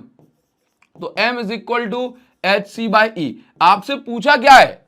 आपसे पूछा क्या है? आपसे क्या पूछा है? आपसे ये पूछा है कि h की वैल्यू निकालनी है, तो h की वैल्यू क्या हो जाएगी, m into E by C is equal to H. यही हो जाएगी नहीं हो जाएगी, क्या हो जाएगी, M E by C, M E by C is equal to H, और h is equal to M E by C. Upon में क्या लिख देना है, अपॉन में लिख देना है where m is slope, where m is slope. अगर सर स्लोप के लिए यहां पे कुछ व्यवस्था बंदोबस्त होती तो क्या करते, तो आप ऐसे कर लेते कि स्लोप का formula simple perpendicular upon base लगा देना है, तो अगर यहां पे कुछ वैल्यूज होती तो आप परपेंडिकुलर अपॉन बेस लगा के आंसर निकाल देते। ठीक है, जैसे मैं इसको अगले वाले ग्राफ में आपको समझा देने वाला हूं, तो आपके दिमाग में सारी जो पिक्चर है और इमेज है वो बन जाएगी। इसके अलावा अगर आप कोई और ग्राफ नहीं भी करते हो ना, ठीक है, तो आपके दिमाग में इतनी जो है बुद्धि आ जाएगी कि बेसिकली आप हर टाइप के क्वेश्चन को सॉल्व कर पाओगे। आगे बढ़ा दूं, आगे बढ़ा दूं, हाँ जी बहुत बढ़िया। अब देखिए जरा क्या इसमें बताया जा रहा है, इसमें बताया जा रहा है फाइंड प्लैंक कांस्टेंट। आपको ये ग्राफ इस तरीके से बना के दिया गया, देखो यहां पे देखो, अब मैं आपको क्या बोल रहा हूं कि हर बार थोड़ा थोड़ा वेरिएशन आ सकता है, एग्जाम में भी थोड़ा थोड़ा वेरिएशन आ सकता है, लेकिन आपको उस वेरिएशन से घबराना नहीं है। कॉन्सेप्ट आपने मजबूत बना लिया तो भाई सारा खेल आपका हो जाएगा। सबसे बड़ी बात, वाई एक्सिस पे देखो क्या लिखा है, V max square, X axis पे क्या लिखा है, फ्रीक्वेंसी लिखी है। इस बार ग्राफ में आपको डराने धमकाने के लिए उसने ये डिस्टेंसेस भी दे दी, ये n लिखा है, ये l लिखा है। ठीक है, तो आपसे दो चीजें पूछ रहा है, बोला पहली बात इस ग्राफ से प्लैंक कांस्टेंट की वैल्यू निकालो, दूसरी बात आपको इस ग्राफ से वर्क फंक्शन निकालना है, work function in terms of m and l।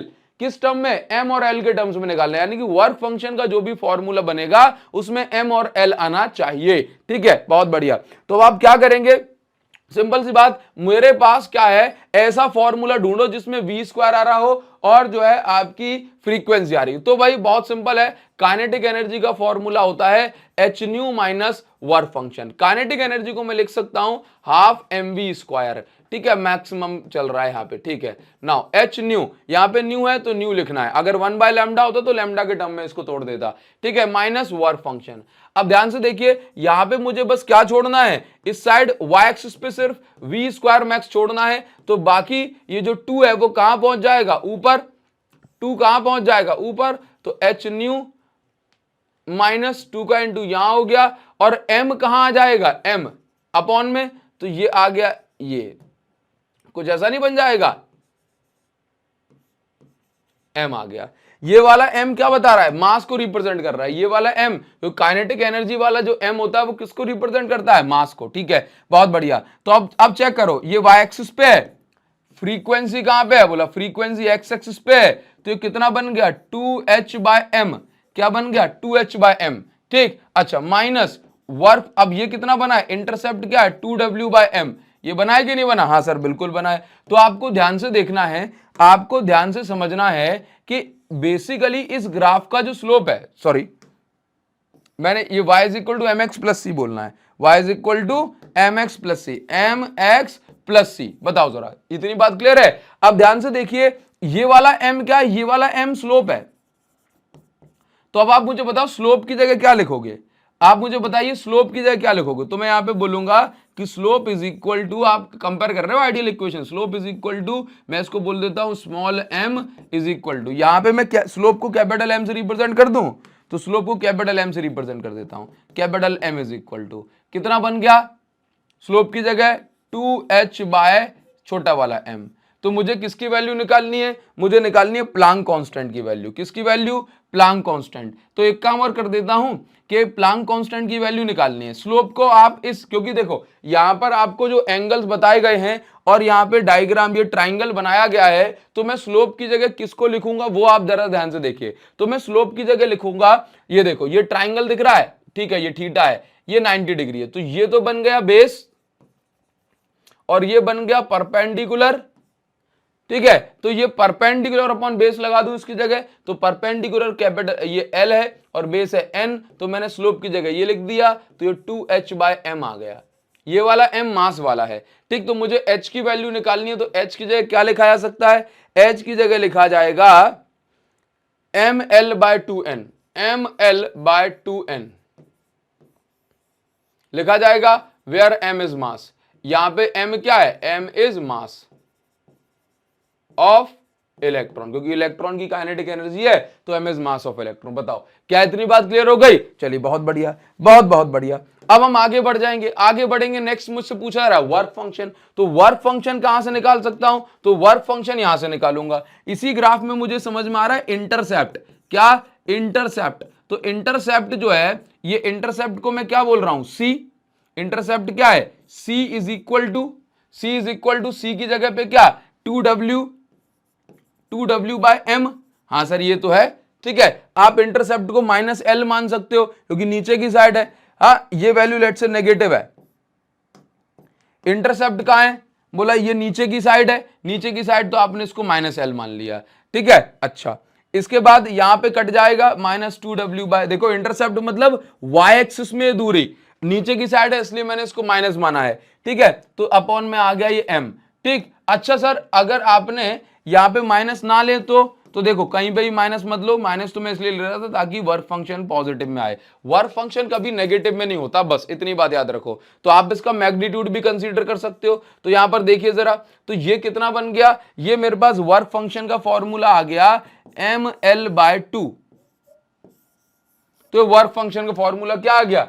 ml/2। बताओ क्या इतनी बात क्लियर हो गई? तो ये मैंने क्या निकाल दिया? Planck constant. यहां क्या निकाल दिया? Work function. इतनी बात अगर क्लियर हो गई तो ये ग्राफ हमने पूरा सॉल्व कर लिया। कमेंट सेक्शन में लिख के बताओ कि यहां तक सर क्लियर है, देन हम आगे बढ़ेंगे। एक बार आप इसका स्क्रीनशॉट ले सकते हैं, ठीक है। चलिए आगे बढ़ जाएं, ठीक है। जैसे मान लो अब यहां पर कुछ आपको एमसीक्यू सॉल्व कराता हूं, ध्यान से देखिए क्या लिखा गया है। क्या लिखा गया है मेरे छोटे छोटे भाइयों बहनों?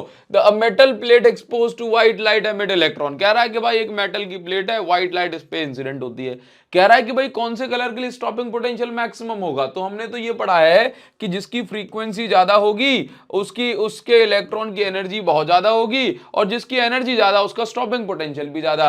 तो बहुत सिंपल सी बात है कि फ्रीक्वेंसी किसकी ज्यादा है? बोला वॉयलेट कलर की। तो वॉयलेट के से निकलने वाले इलेक्ट्रॉन की एनर्जी बहुत ज्यादा होगी और उनको रोकने के लिए ज्यादा ताकत यानी ज्यादा पोटेंशियल लगाना पड़ेगा। तो stopping potential is maximum for violet colour. Now आगे बढ़ जाएंगे और नेक्स्ट आपको यहां पर क्या लिखा गया? Which one of the following element will require highest energy to take out from electron.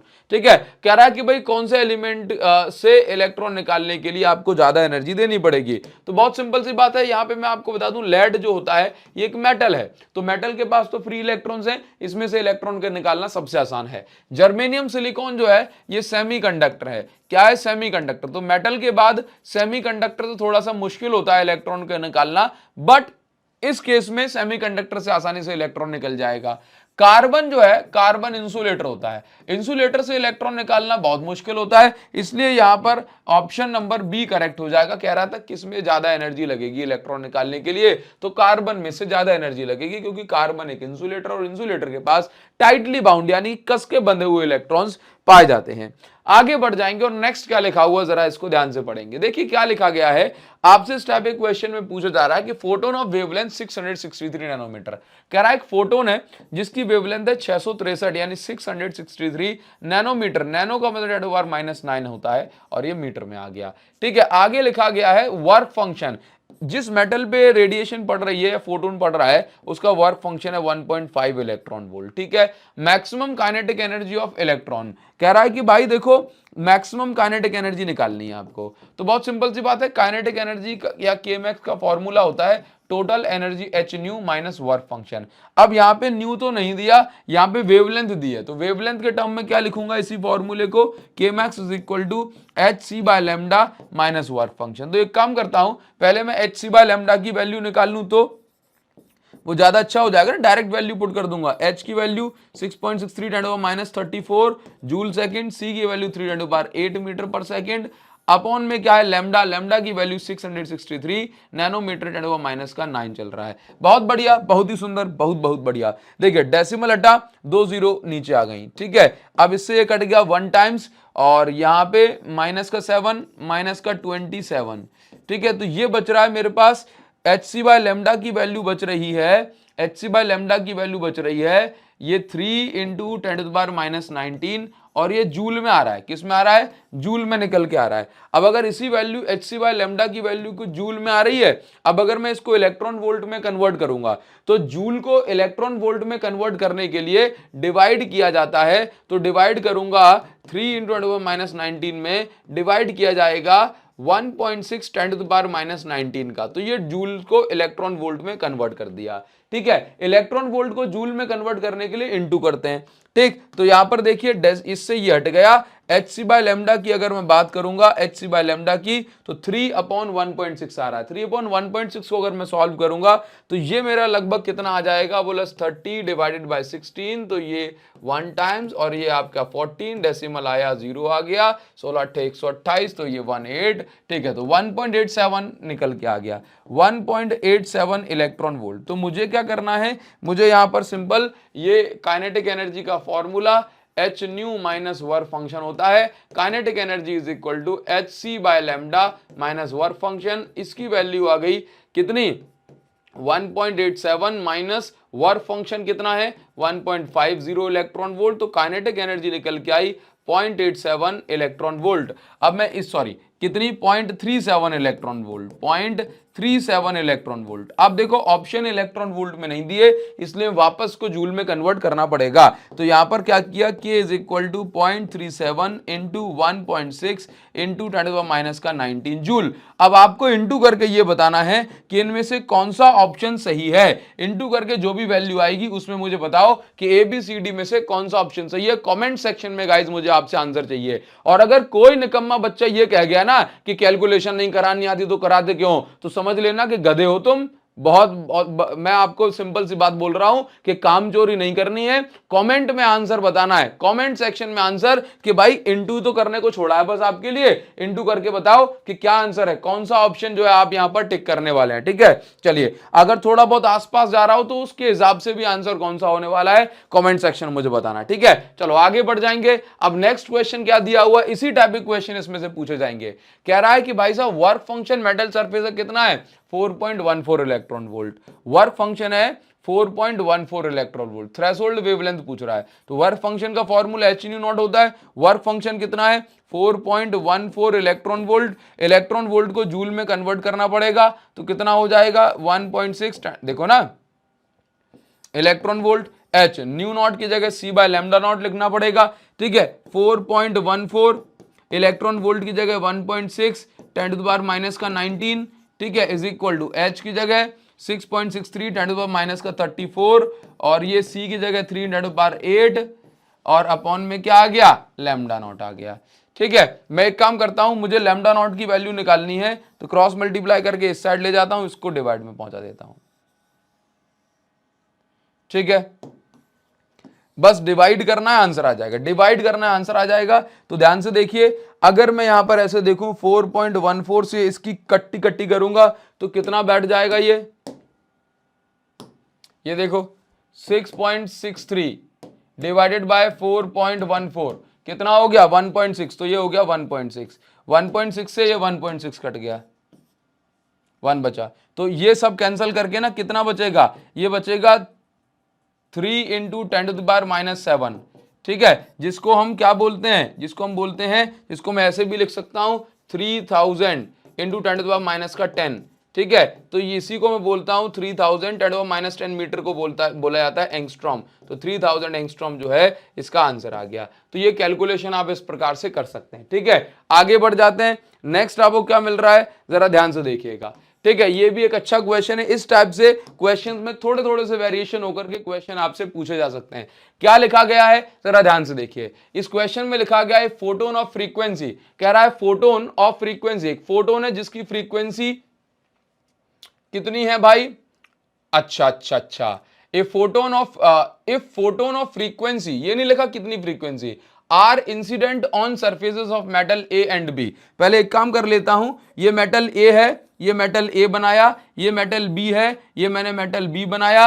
अब इस पे कोई फोटोन आकर के हिट करता है, तो फोटोन अगर इस पे कुछ हिट कर रहा है, ठीक है, मान लिया। यहां पे क्या लिखा गया है कि मेटल ए एंड बी की थ्रेशोल्ड फ्रीक्वेंसी, यानी कि मेटल ए की जो थ्रेशोल्ड फ्रीक्वेंसी है वो कितनी है, न्यू नॉट की जगह क्या लिख सकता हूं, मेटल ए के लिए थ्रेशोल्ड फ्रीक्वेंसी है न्यू बाय 2, और मेटल बी के लिए थ्रेशोल्ड फ्रीक्वेंसी है न्यू बाय 3। तो थ्रेशोल्ड फ्रीक्वेंसी कितनी है, न्यू बाय 3 है। बहुत ही बढ़िया। इसके बाद कह रहा है ratio of maximum kinetic energy to A और बी, यानी कि आपको मैक्सिमम काइनेटिक एनर्जी का रेशियो निकालना है। तो बहुत सिंपल सी बात है कि ए वाले केस में थ्रेशोल्ड फ्रीक्वेंसी पहले वाले केस में, तो अगर मैं बात करूं केस 1, तो केस 1 की अगर मैं बात कर लेता हूं तो काइनेटिक एनर्जी का फॉर्मूला कितना, काइनेटिक ए की काइनेटिक एनर्जी का फॉर्मूला कितना, H nu minus work function को न्यू नॉट लिखा जाता है। तो मैं क्या लिखूंगा, H nu minus work function की जगह न्यू बाय 2। बहुत बढ़िया भाई, न्यू नॉट बाय ये तो लिखा जाएगा। अच्छा ठीक है, तो इसकी जगह क्या आ गया, K A is equal to, solve करोगे 2 H nu minus H nu by 2, तो एच न्यू बाय 2 बचेगा। अब निकालूंगा के बी, तो K B is equal to H nu minus H nu naught. अब न्यू नॉट की जगह क्या लिखा जा सकता है, न्यू बाय 3, तो लिख दूं डायरेक्ट, चलो लिखो केस 2 बना देता हूं, केस 2। तो काइनेटिक एनर्जी बी वाले केस में H nu minus H nu by 3। बताओ जरा, ये बात क्लियर है। अब अगर आप इसको सॉल्व करेंगे तो काइनेटिक एनर्जी बी के लिए कितनी होगी, 3 H nu minus H new, तो 2 एच न्यू बाय 3। ए और बी का रेशियो निकालना है तो निकाल दो, काइनेटिक एनर्जी ए की अपॉन काइनेटिक एनर्जी बी की, एच न्यू बाय 2, और ये कितना हो गया, 3 बाय 2 एच न्यू। ठीक है, एच न्यू से एच न्यू कट गया तो कितना बचा, 3 बाय 4। तो 3 by 4 is the correct answer.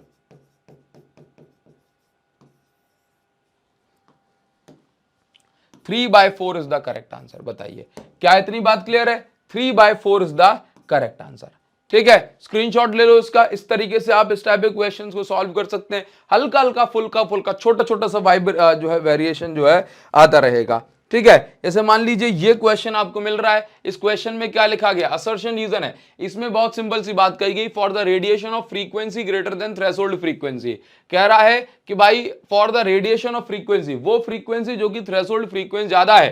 ठीक है, आगे क्या लिखा है, फोटो इलेक्ट्रिक करंट, यानी कि जब रेडिएशन की फ्रीक्वेंसी थ्रेशोल्ड फ्रीक्वेंसी ज्यादा होगी तो उसके बाद जो फोटो इलेक्ट्रिक करंट होगा ये इंटेंसिटी पे डायरेक्टली प्रोपोर्शनल होगा। स्टेटमेंट सही है। आगे लिखा गया greater the number of energy quanta, बोला जितने ज्यादा एनर्जी के पैकेट फोटोन आएंगे उतने ही ज्यादा फ्री इलेक्ट्रॉन जो है एनर्जी को अब्सॉर्ब करेंगे और उतने ही ज्यादा इलेक्ट्रॉन बाहर निकलेंगे, तो उससे ज्यादा करंट बनेगा। है ना, बहुत सिंपल सी बात। उसने क्या बोली, पहले केस में बोला कि इंटेंसिटी ज्यादा है तो करंट ज्यादा, यानी कि फोटो इलेक्ट्रिक करंट। उसने क्या बोला, करंट किस पे डिपेंड कर रहा है, बोला इंटेंसिटी पे डिपेंड कर रहा है। इसके बाद उसने अब आप समझते हो कि इंटेंसिटी क्या होता है। इंटेंसिटी का मतलब है कितने ज्यादा से ज्यादा फोटोन निकल के मेटल सरफेस पे हिट कर रहे हैं। तो जितने ज्यादा फोटोन आएंगे उतनी ज्यादा इंटेंसिटी होगी, उतने ज्यादा इलेक्ट्रॉन निकलेंगे। यही बात इसमें कही गई। और जितने इलेक्ट्रॉन उतना करंट बनेगा। तो ये स्टेटमेंट सही है, ये भी सही है। और जो दूसरा वाला स्टेटमेंट है पहले वाले को ही एक्सप्लेन कर रहा है, इसलिए ऑप्शन नंबर ए यहां पे करेक्ट हो जाएगा। असर्शन रीजन में ऑप्शन ए यहां पर करेक्ट हो जाएगा। आप स्क्रीनशॉट ले सकते हैं, then will move ahead guys. चलिए आगे बढ़ेंगे। नेक्स्ट इसमें क्या दिया गया है, इसको जरा ध्यान समझ ले। अरे ये तो डी ब्रॉगली वेवलेंथ आ गया। चलो इसको आगे डी ब्रॉगली वाले को आगे पढ़ने वाले हैं। ठीक है, अच्छा अब इस टाइप से आप जो है, अब ये क्वेश्चन आप लोगों के लिए है, ये क्वेश्चन आप लोगों के लिए होमवर्क है। ये होमवर्क वाले का आंसर आपको बताना ही बताना है, इसमें कोई चॉइस आपके लिए नहीं है। कमेंट सेक्शन में आपका वेट कर रहा हूं। ये होमवर्क वाले का आंसर बताइए। स्टॉपिंग पोटेंशियल जब भी पूछा जाए तो स्टॉपिंग पोटेंशियल का फॉर्मूला क्या हो जाता है, ये देखो, kinetic energy is equal to E into V naught होता है। तो स्टॉपिंग पोटेंशियल आप इस फॉर्मूले से निकाल सकते हैं। ये आपको हिंट दे देता हूं। क्या बोला है, कह रहा है कुछ फ्रीक्वेंसी दी है तो energy of incident radiation h nu लगा लो, maximum kinetic energy H nu minus work function ये दिया हुआ है। ठीक है, पोटेंशियल स्टॉपिंग पोटेंशियल निकालना, इस टाइप के क्वेश्चंस को आप लोग कर सकते हैं। ठीक है, चलिए आगे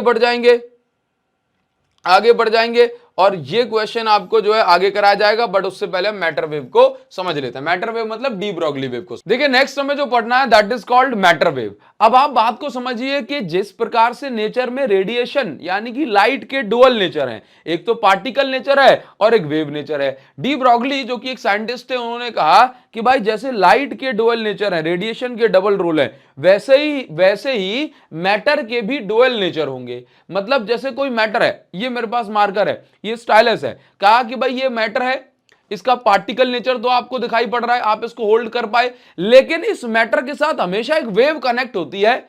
इस मैटर के साथ हमेशा एक वेव जरूर जुड़ी होगी, वो वेव हमें दिखाई नहीं पड़ रही है। जैसे मैं लाइट का एक बार में एक ही नेचर दिखाई पड़ रहा था, आइदर वेव और आइदर पार्टिकल।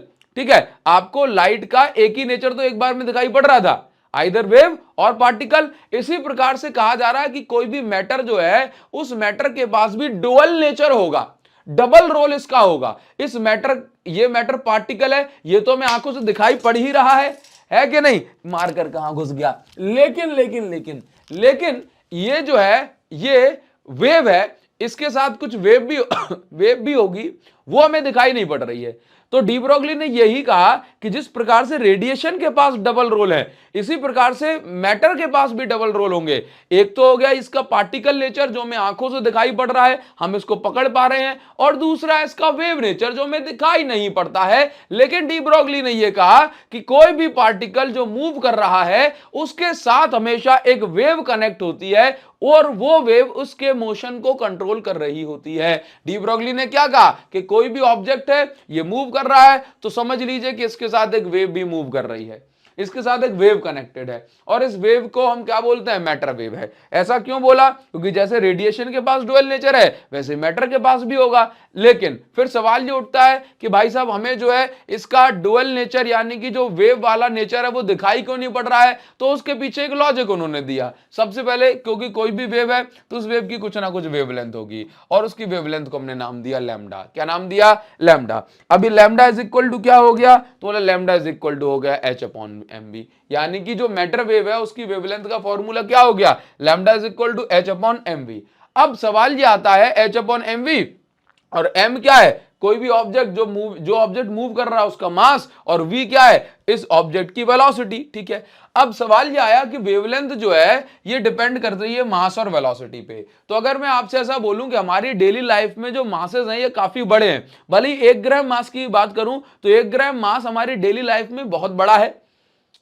ठीक है, तो मास के इनवर्सली कांस्टेंट वेलोसिटी के लिए अगर मैं देखूं तो वेवलेंथ जो है मास के इनवर्सली प्रोपोर्शनल है। मतलब अगर मास बड़ा है तो वेवलेंथ बहुत छोटी छोटी छोटी होगी, और इतनी छोटी वेवलेंथ अगर हो गई तो ये वेव, तो अगर बहुत छोटी वेव हो गई यानी कि वेवलेंथ बहुत छोटी हो गई, तो एक्चुअल में जो वेव है वो स्ट्रेट लाइन की तरह ही नजर आएगी, उसका वेव नेचर तो हमें दिखाई पड़ेगा ही नहीं। तो आपसे कोई पूछे कि अगर हर मूविंग ऑब्जेक्ट के साथ कोई वेव कनेक्ट होती है क्या? आंसर है बिल्कुल होती है, लेकिन वो वेव हमें दिखाई क्यों नहीं पड़ती? तो क्या बोलना कि वेवलेंथ जो है मास के इनवर्सली प्रोपोर्शनल है। और अगर मास के इनवर्सली प्रोपोर्शनल की बात करूं तो हमारी डेली लाइफ में मास बहुत बड़ा है, इनवर्सली प्रोपोर्शनल होने के कारण से वेवलेंथ बहुत ज्यादा ही छोटी हो जाएगी। अब वेवलेंथ अगर बहुत छोटी हो गई तो इतनी छोटी वेवलेंथ वाली वेव हमें डेली लाइफ में नोटिस नहीं होती। तो सर ये वेवलेंथ वाला जो कॉन्सेप्ट है यानी मैटर वेव हमें कहीं पर दिखाई पड़ती है कि नहीं पड़ती?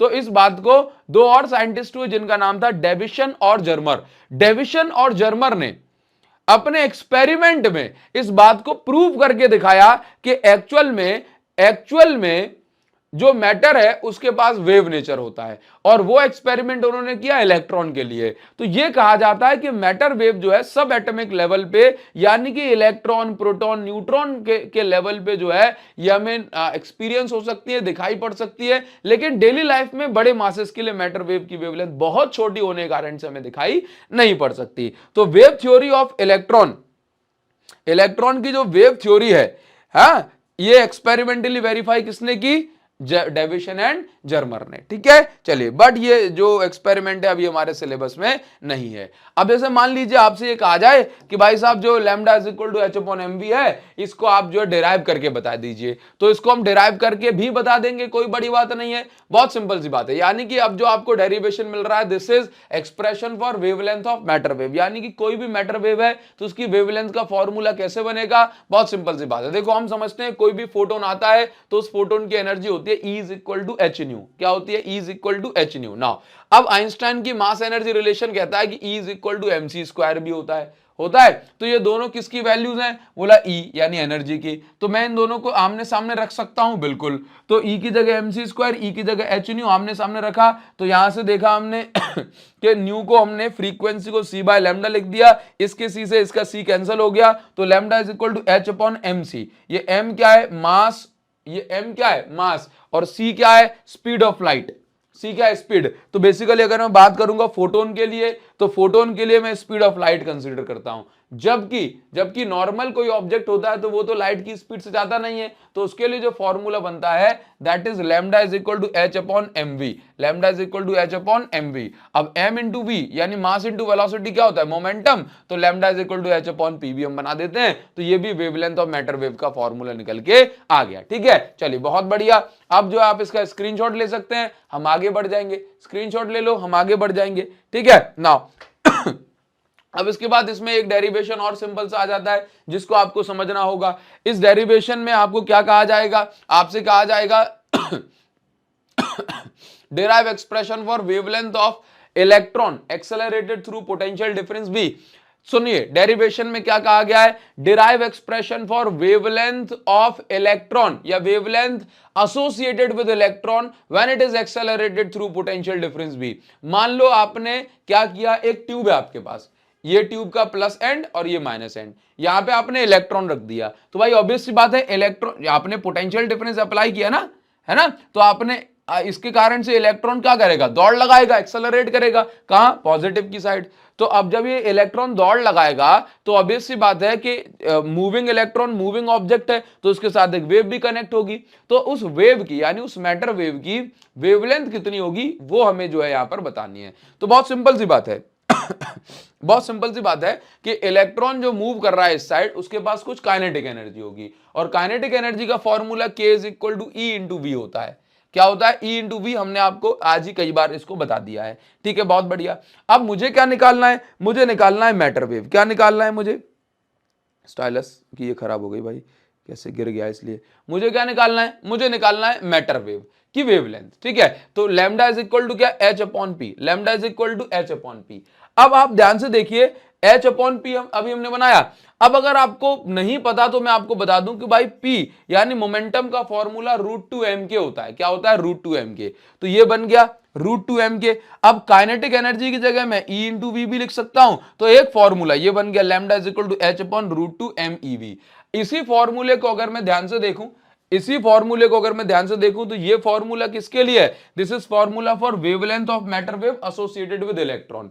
ठीक है, अगर मैं नॉर्मली बात करूं, इलेक्ट्रॉन ना होकर के कोई और पार्टिकल जैसे कि अल्फा पार्टिकल, प्रोटॉन, ड्यूट्रॉन अगर होगा, तो E की जगह मैं सिर्फ यहां पे Q लिख दूंगा। For any charge particle E की जगह क्या आ जाएगा, Q। क्लियर है। अब देखिए, अगर मैं इस फॉर्मूले में सारी वैल्यूज पुट करता हूं, हाँ, on putting values, Planck constant की वैल्यू पुट करूं, इलेक्ट्रॉन के मास की वैल्यू पुट करूं, इलेक्ट्रॉन के चार्ज की वैल्यू पुट करूं, और उसको उठा के इस इक्वेशन में पुट कर दूं।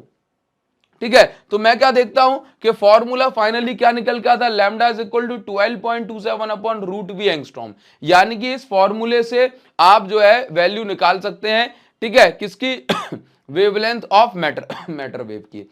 मतलब आपसे ये कहा जाएगा कि अगर आपने जो है किसी इलेक्ट्रॉन को 50 वोल्ट से एक्सेलरेट कराया है तो बताइए वेवलेंथ कितनी होगी। तो यहां पे v की जगह कितना लिख देना, 50 यानी 50 लिख दोगे तो आपको वेवलेंथ मिल जाएगी मैटर वेव की। ठीक है, कौन से, ये वाले फॉर्मूले में, एंगस्ट्रॉम में। ठीक, चलिए अब इन पर बेस्ड क्वेश्चन कैसे आते हैं वो मैं आपको समझाता हूं। सबसे पहली बात आपको ये समझना है कि आपसे ये इसमें क्वेश्चन ये पूछा जाएगा कि सबसे पहले तो आपको ग्राफ बनाना पड़ेगा। अब ग्राफ किस किस के बीच में बनाने पड़ते हैं, जैसे आपको समझा देता हूं, आपको पूरी कहानी खुद से, सो दैट आपको कहीं कोई प्रॉब्लम ना हो। देखिए, सबसे पहले आपसे ये कहा जाएगा लैम्डा वर्सेस √v का ग्राफ बनाना है, लैम्डा वर्सेस √v, और v यहाँ पे वेलोसिटी नहीं है, v यहाँ पे एक्सेलरेटिंग पोटेंशियल है, यानी कि जितने वोल्ट की बैटरी लगाई जा रही है इलेक्ट्रॉन को दौड़ाने के लिए। ठीक है ना, तो अभी आपको लैम्डा वर्सेस √v का ग्राफ बनाना है, तो कैसे बनाएंगे, तो ध्यान से देखना, लैम्डा और √v कहां है। अच्छा, अगर मैं चलो इसको ऐसे बताऊं, अगर आप यहां पे ऐसे देखो, lambda is equal to h upon 2√m³ और 1 अपॉन √v, ऐसे लिखा जा सकता है इसी फॉर्मूले को। हाँ सर, लिखा जा सकता है। अब अगर मैं यहां पर ऐसे देखूं कि लैम्डा और √v का क्या लेना देना है, तो आप तो कहोगे सर लैम्डा ऊपर है और √v नीचे है, आमने सामने तो नहीं है, ये ऊपर है और ये नीचे है। रूट वी, अकेले रूट वी की बात कर रहा हूं, तो इसका मतलब इनवर्सली प्रोपोर्शनल, और इनवर्सली प्रोपोर्शनल की वैल्यू क्या के ग्राफ कैसा बनता है, इस प्रकार से बनता है इनवर्सली प्रोपोर्शनल का। ठीक है, अब आपसे ग्राफ पूछा जाएगा कि ये बताइए lambda versus 1 upon root V. अब मैं किसको टारगेट करूं, 1 अपॉन रूट वी को। तो अगर मैं रूट वी को देख रहा हूं तो लैम्डा ऊपर रूट वी नीचे, तो इनवर्सली प्रोपोर्शनल। लेकिन अगर मैं 1 अपॉन रूट वी को देख रहा हूं तो लैम्डा और 1 अपॉन रूट वी तो आमने सामने है ना, रूट वी और लैम्डा ऊपर नीचे, इनवर्सली प्रोपोर्शनल। लेकिन 1 अपॉन रूट वी और लैम्डा तो आमने सामने, तो आमने सामने मतलब स्ट्रेट लाइन बनेगी, तो ये ग्राफ बन जाएगा। तो कभी भी लैम्डा और 1 अपॉन रूट वी का ग्राफ जाएगा तो स्ट्रेट लाइन बनेगी, लैम्डा और रूट वी का ग्राफ बनेगा तो इनवर्सली प्रोपोर्शनल होने के कारण से इस प्रकार से हाइपरबोलिक कर्व बनेगा। ठीक है ना। अब जैसे आपसे पूछा जाएगा कि इस ग्राफ का स्लोप क्या बता रहा है, स्लोप क्या बता रहा है, तो बहुत सिंपल सी बात है कि आप यहां पर देखिए ना, आप यहां पर देखो कि इस ग्राफ का स्लोप क्या बताएगा। इस ग्राफ का तो कोई स्लोप होगा नहीं, 1 बाय रूट वी वाले केस में स्लोप होगा। तो आपने देखा कि ये तो हो गया y, ये हो गया m, और ये हो गया देखो x एक्सिस में लिखा है, अब इंटरसेप्ट है नहीं तो ये बस इतना हो गया। तो इस ग्राफ का स्लोप कितना बताया जा रहा है, स्लोप, इस ग्राफ का स्लोप क्या बता रहा है, h अपॉन रूट 2 MQ। बताइए, बहुत सिंपल बात हो गई, ये इस ग्राफ का स्लोप बता रहा है। ठीक है, अब आपसे यहां पर क्वेश्चन पूछे जाते हैं कुछ इस प्रकार से, आपसे क्वेश्चन पूछा जाएगा, आपसे क्वेश्चन ऐसे पूछा जाएगा। चलो, ये क्वेश्चन आपको यहां पे मिल रहा है, ध्यान से देखिएगा, बढ़िया क्वेश्चन है, एग्जाम में पूछा गया क्वेश्चन है, सीबीएसई ने 2016 में पूछा, उसके बाद भी इसको कई बार पूछ लिया है। ठीक है, देखो इस क्वेश्चन में क्या बताया जा रहा है, प्लॉट ए ग्राफ, बोला एक ग्राफ बनाना है showing variation between lambda versus 1 by root we. तो lambda versus 1 by root v के लिए हम ग्राफ बनाएंगे, तो एक साइड लैम्डा एक साइड 1, आए बैगन। चलिए, ये कहां लाइन गायब हो गई, ये देखो, ये लैम्डा और ये 1 बाय रूट वी। तो lambda versus 1 by root V का अगर मैं ग्राफ बना रहा हूं तो ध्यान से देखिए, तो ये ग्राफ कैसा बन रहा है, तो ये ग्राफ कुछ स्ट्रेट लाइन बनेगा। ठीक है, आगे की हम बात कर लेते हैं। ठीक है, हमें ये ग्राफ बनाना है किसके लिए, दो पार्टिकल ए और बी के लिए। हमें ये ग्राफ किसके लिए बनाना है, ये क्या हो गया यार, हैंग हो गया क्या, चलो कोई बात नहीं, तब तक अपन क्वेश्चन पढ़ लेते हैं। देखिए इसमें क्या लिखा गया, इसमें लिखा गया कि आपको lambda versus 1 by root v graph बनाना है, दो पार्टिकल ए और बी के लिए कैरिंग सेम चार्ज, है ना, दोनों पार्टिकल पे चार्ज कैसा है, बोला सेम, दो पार्टिकल कैरिंग सेम चार्ज। ठीक है, दोनों पार्टिकल पे चार्ज कैसा है, सेम है, बट मास अलग अलग है, मास m1 m2 है, m1 बड़ा है m2 छोटा है। Which one of two represents particle of smaller mass, बोला स्मॉलर मास कौन सा होगा, y। देखिए बहुत सिंपल सी बात है, दो पार्टिकल के लिए आपको lambda versus root v graph बनाना है, पहले पार्टिकल के लिए हो गया, दूसरे पार्टिकल के लिए। अब इनमें से ये नहीं पता कौन ए है कौन बी है, बस इतनी बात पता है कि m1 बड़ा है m2 छोटा है, पहले वाले का मास बड़ा और दूसरे वाले का मास छोटा है। तो lambda versus 1 by root V को हम अगर स्टडी करें तो ध्यान से देखना, ठीक है, v इज एक्सेलरेटिंग पोटेंशियल, दोनों का पोटेंशियल सेम है, तो फॉर्मूला क्या है, lambda is equal to h upon root 2 MQV, ये है, हाँ सर ये है। तो अगर मैं इसी ग्राफ को ध्यान से देखता हूं तो मुझे ये समझ में आता है कि लैम्डा h तो कांस्टेंट है दोनों के लिए, a और b दोनों के लिए सेम है, 2 तो वैल्यू दोनों के लिए सेम होगी, पोटेंशियल यहां पे एक्सेलरेटिंग पोटेंशियल दोनों के लिए सेम v बताया गया है। ठीक है, तो आप ये देख रहे हैं, फिर चार्ज दो पार्टिकल, उसने ये भी बोल दिया सेम चार्ज, तो इसका मतलब जब सारी चीजें सेम हो गई दोनों पार्टिकल के लिए, जब सारी चीजें सेम हो गई, ठीक है, तो अलग क्या है, तो बोला दोनों पार्टिकल का मास, तो मास और वेवलेंथ इनवर्सली प्रोपोर्शनल हो गए, मास और वेवलेंथ कैसे हो गए, इनवर्सली प्रोपोर्शनल हो गए। ठीक है, इसने पूछा क्या है, इसने पूछा है कि अच्छा दोनों में से कौन जो है वैसे रिप्रेजेंट कर रहा है, दोनों में से कौन स्मॉलर मास को रिप्रेजेंट कर रहा है। तो अगर मैं यहां पर ध्यान से देखूं तो लेट से इसका एंगल हो गया θ1 और इसका एंगल हो गया θ2। तो अब आप यहां पर ये देखिए, अब आप यहां पे देखिए कि मास का रिलेशन, तो अगर मैं इस ग्राफ का स्लोप बताता हूं तो स्लोप क्या है इस ग्राफ का, h अपॉन रूट 2 MQ है। अब जब सारी चीजें सेम है तो मैं ऐसे बोल सकता हूं कि स्लोप जो है इनवर्सली प्रोपोर्शनल है किसके, मास के। तो अगर मास ज्यादा है तो स्लोप कैसा होगा, स्लोप कम होगा। तो मास ज्यादा स्लोप कम, तो पहले वाले का देखो मास ज्यादा है तो पहले वाले का स्लोप कैसा होना चाहिए, कम होना चाहिए। ठीक है, तो अगर मैं यहां पर ये बोलूं कि मास ज्यादा तो स्लोप कम, मास ज्यादा स्लोप कम, इनवर्स रिलेशन है ना स्लोप और मास का, है कि नहीं, इनवर्स रिलेशन। तो आप देखिए मास ज्यादा स्लोप कम, तो स्लोप कम किसका है, ये पहले वाले का, तो इसका नाम ए और इसका नाम बी, क्योंकि इसमें बोला है कि m1 का मास ज्यादा है, तो m1 कौन सा हो सकता है जिसका स्लोप कम हो, इसलिए ये ए और ये बी। आपने इसको खुद से ड्रॉ किया। बताइए जरा, क्लियर है इतनी बात? मुझे उम्मीद है कि आप लोग को समझ में आ गया होगा। अच्छा, इसके बाद हम आगे बढ़ेंगे। जैसे ये क्वेश्चन आपको यहां पे मिल जाता है, इस क्वेश्चन में क्या बताया गया, आपसे कह रहा है the ratio of D Broglie wavelength associated with two electrons, दो इलेक्ट्रॉन से के साथ डी ब्रोगली वेवलेंथ का रेशियो आपको बताना है। ठीक है, जब उनको 25 वोल्ट और 36 वोल्ट से एक्सेलरेट कराया गया हो, कितना 25 वोल्ट एंड 36 वोल्ट से एक्सेलरेट कराया, तो उनकी डी ब्रोगली वेवलेंथ यानी मैटर वेव की वेवलेंथ का रेशियो बताना है। तो भाई हमें तो पता है कि lambda is equal to 12.27 upon root V होता है। अब देखना 12.27 तो कांस्टेंट है, ठीक। अब लैम्डा यानी वेवलेंथ किस पे डिपेंड कर रही है, रूट वी पे, यानी इनवर्सली प्रोपोर्शनल। इनवर्सली प्रोपोर्शनल का मतलब ये होता है कि lambda 1 by lambda 2 is equal to root V2 by root V1। बताइए, तो रूट V2 की वैल्यू कितनी है, V2 की वैल्यू 36 वोल्ट, तो 36 अपॉन 25 कितना हो जाएगा, 6/5। कितना हो जाएगा, 6/5। बताइए क्या इतनी बात क्लियर है, 6/5, क्या इतनी बात क्लियर है? ध्यान से देख के मुझे बताइए, लाइट थोड़ी ब्राइटनेस मुझे कम लग रही है, ध्यान से देख के बता दो। ठीक है, तो 6/5 इज द करेक्ट आंसर, मतलब फॉर्मूले से सारा खेल बन गया। ठीक है, बहुत बढ़िया। अब आगे बढ़ जाएंगे, आगे बढ़ जाएंगे। अब देखिए इसमें और क्या क्या पूछा जा सकता है,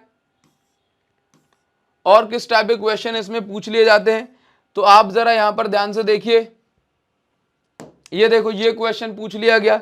तो पहला वाला क्वेश्चन तो बहुत ही सिंपल है, plot a graph showing variation in D Broglie wavelength, मतलब आपको बताना है, ये ग्राफ बनाना है लैम्डा वर्सेस रूट वी, हम बना चुके हैं, दोबारा से नहीं बनाएंगे, ऐसे कर्व बना देना। ठीक है, नाउ अब सेकंड बी वाले पार्ट को इसके पढ़िए। बी वाले पार्ट में क्या लिखा जा रहा है, बी वाले पार्ट में लिखा है एक इलेक्ट्रॉन है, प्रोटॉन है और अल्फा पार्टिकल है, तीनों के पास सेम काइनेटिक एनर्जी है, विच वन ऑफ देम है शॉर्टेस्ट वेवलेंथ। तो ऐसा फॉर्मूला लगाओ जिसमें वेवलेंथ और काइनेटिक एनर्जी आ रही हो, तो H अपॉन रूट 2m के, ये फॉर्मूला होता है।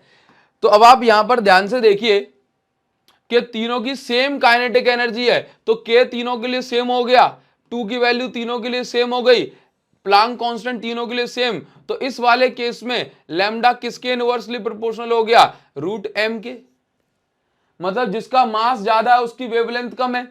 तो अगर मैं ध्यान से देखूं, मास अल्फा का सबसे ज्यादा है, प्रोटॉन का उससे कम है, और इलेक्ट्रॉन का, सॉरी, मास अल्फा का सबसे ज्यादा, प्रोटॉन का उससे कम और इलेक्ट्रॉन का सबसे कम। तो यहां पे इनवर्स रिलेशन होने के कारण से वेवलेंथ अल्फा की सबसे छोटी होगी, प्रोटॉन की उससे बड़ी होगी और इलेक्ट्रॉन की सबसे बड़ी होगी। ठीक है, ये चीज तो हमने आपको पहले ही पढ़ा दी थी, जितना छोटा मास होगा सेम वेलोसिटी के लिए उतनी जो है बड़ी वेवलेंथ होगी। तो इस तरीके से आपने इस टाइप के क्वेश्चन को कर दिया। एक और क्वेश्चन यहां पर पूछा जा सकता है, ये देखिए इस टाइप से क्वेश्चन आ जाता है। इस क्वेश्चन में क्या दिया गया, 2017 में पूछा गया ये क्वेश्चन है। इस क्वेश्चन में क्या दिया गया, एन अल्फा पार्टिकल, एक अल्फा पार्टिकल है, एक प्रोटॉन है, दोनों को एक्सेलरेट कराया गया सेम पोटेंशियल डिफरेंस से। एक अल्फा पार्टिकल है और एक प्रोटॉन है, दोनों को सेम पोटेंशियल डिफरेंस से एक्सेलरेट कराया है, यानी कि v की वैल्यू दोनों के लिए सेम है। आपको क्या निकालना है, find the ratio of their D Broglie wavelength. तो भाई साहब डी ब्रोगली वेवलेंथ यानी कि लैम्डा, ऐसा फॉर्मूला बताओ जिसमें वेवलेंथ लैम्डा और सेम पोटेंशियल डिफरेंस यानी कि v भी आ रहा हो। तो फॉर्मूला होता है h upon root 2m QV। Sir के वाला क्यों नहीं लगाया, क्योंकि इसमें पोटेंशियल डिफरेंस की बात की, इसलिए के वाला नहीं लगाया। ठीक है, तो ध्यान से देखिएगा, आप लोग ध्यान से समझो कि इसमें क्या दिया है कि लैम्डा, अब देखना किसका रेशियो निकालना है, अल्फा पार्टिकल और प्रोटॉन का। तो lambda upon lambda for alpha particle, lambda for proton. तो अल्फा पार्टिकल के लिए formula H upon root 2m QV। अब देखना यहां पे देखो, अल्फा का मास अलग होगा, चार्ज अलग होगा, पोटेंशियल डिफरेंस तो दोनों के लिए सेम बताया है। प्रोटॉन की बात करूंगा तो ये पलट के ऊपर पहुंच जाएगा रूट 2m QV। अपॉन में H। अब ध्यान से देखिए ये प्रोटॉन का मास अलग है, चार्ज अलग है।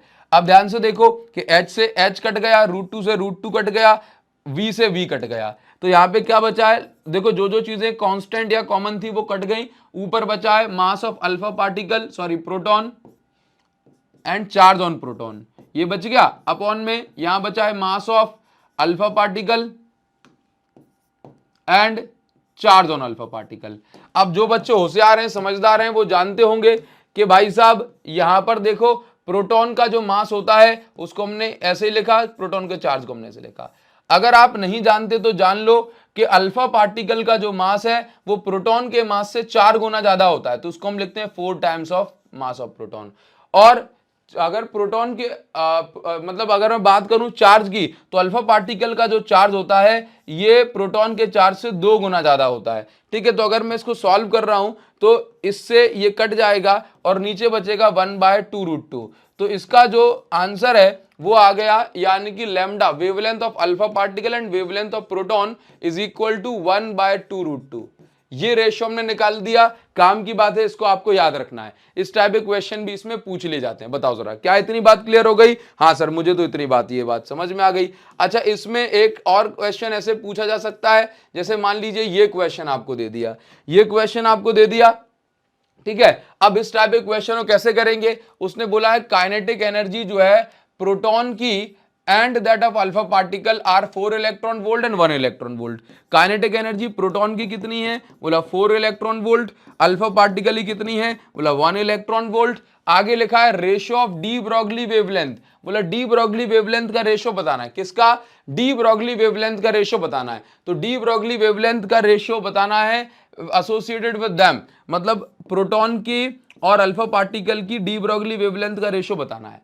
ठीक है, अच्छा, कुछ पोटेंशियल डिफरेंस वगैरह सेम बोला है, बोला नहीं बोला, तो फॉर्मूला H/√2m के काइनेटिक एनर्जी के टर्म में दिया है। अच्छा, इनटू ये देखो ये प्रोटॉन के लिए हो गया, तो प्रोटॉन और ये देखो पहले प्रोटॉन लिखा है तो बाद में अल्फा, तो ऊपर प्रोटॉन बाद में नीचे अल्फा।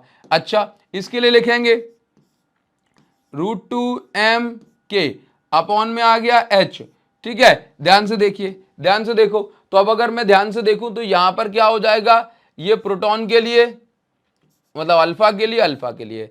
अब देखो जो कैंसिल हो रहा है उसको कैंसिल कर दो, ये इससे इसको उड़ा दिया। बताइए क्या इतनी बात क्लियर है? √2 से √2 उड़ गया, तो बचा क्या, यहां पे बचा है मास ऑफ अल्फा ऊपर, ठीक है, चार्ज ऑन मतलब kinetic energy of alpha, mass on proton नीचे, ठीक है, काइनेटिक एनर्जी ऑफ प्रोटॉन। ठीक, अब ध्यान से देखो अल्फा का मास 4 टाइम्स होता है इसके, ठीक है, प्रोटॉन के। काइनेटिक एनर्जी कितनी दी है, 4 इलेक्ट्रॉन वोल्ट। मैं एज इट इज लिख देता हूं, कन्वर्जन वगैरह कुछ नहीं। अल्फा की तो 1 इलेक्ट्रॉन वोल्ट है ना, हाँ 1 इलेक्ट्रॉन वोल्ट, ठीक है।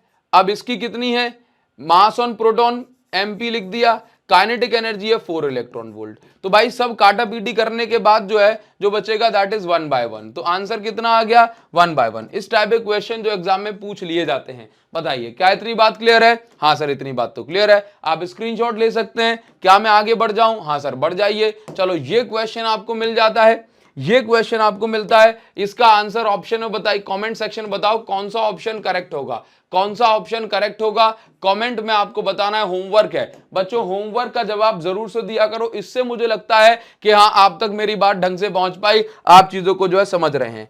ठीक है, अच्छा, अब देखो, अब कभी कभी क्या होता है कि भाई कुछ नंबर बेस्ड क्वेश्चन ही पूछ ले जाते हैं। Number based question, wavelength of light from spectral series, देखो क्या लिखा गया है, कह रहा है कि भाई किसी भी लाइट सोर्स से लाइट आ रही है, उसमें उस लाइट की वेवलेंथ कितनी है, 590 नैनोमीटर, नैनो मतलब 10⁻⁹ metre.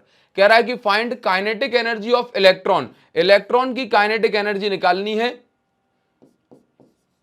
Which would have same de Broglie wavelength, है ना, जिसकी डी ब्रॉगली वेवलेंथ कैसी होगी, सेम होगी। ठीक है, तो अब आप देखो, बहुत सिंपल सी बात मैं आपसे यहां पर कह रहा हूं, सिर्फ क्या दिया गया है आपको दिया गया the wavelength of light, light की wavelength from spectral line of sodium, मतलब कोई भी सोडियम है, ठीक है, सोडियम लैंप है, सोडियम का कोई भी सोर्स है, उसमें से लाइट आ रही है, उसकी वेवलेंथ है 590 नैनोमीटर।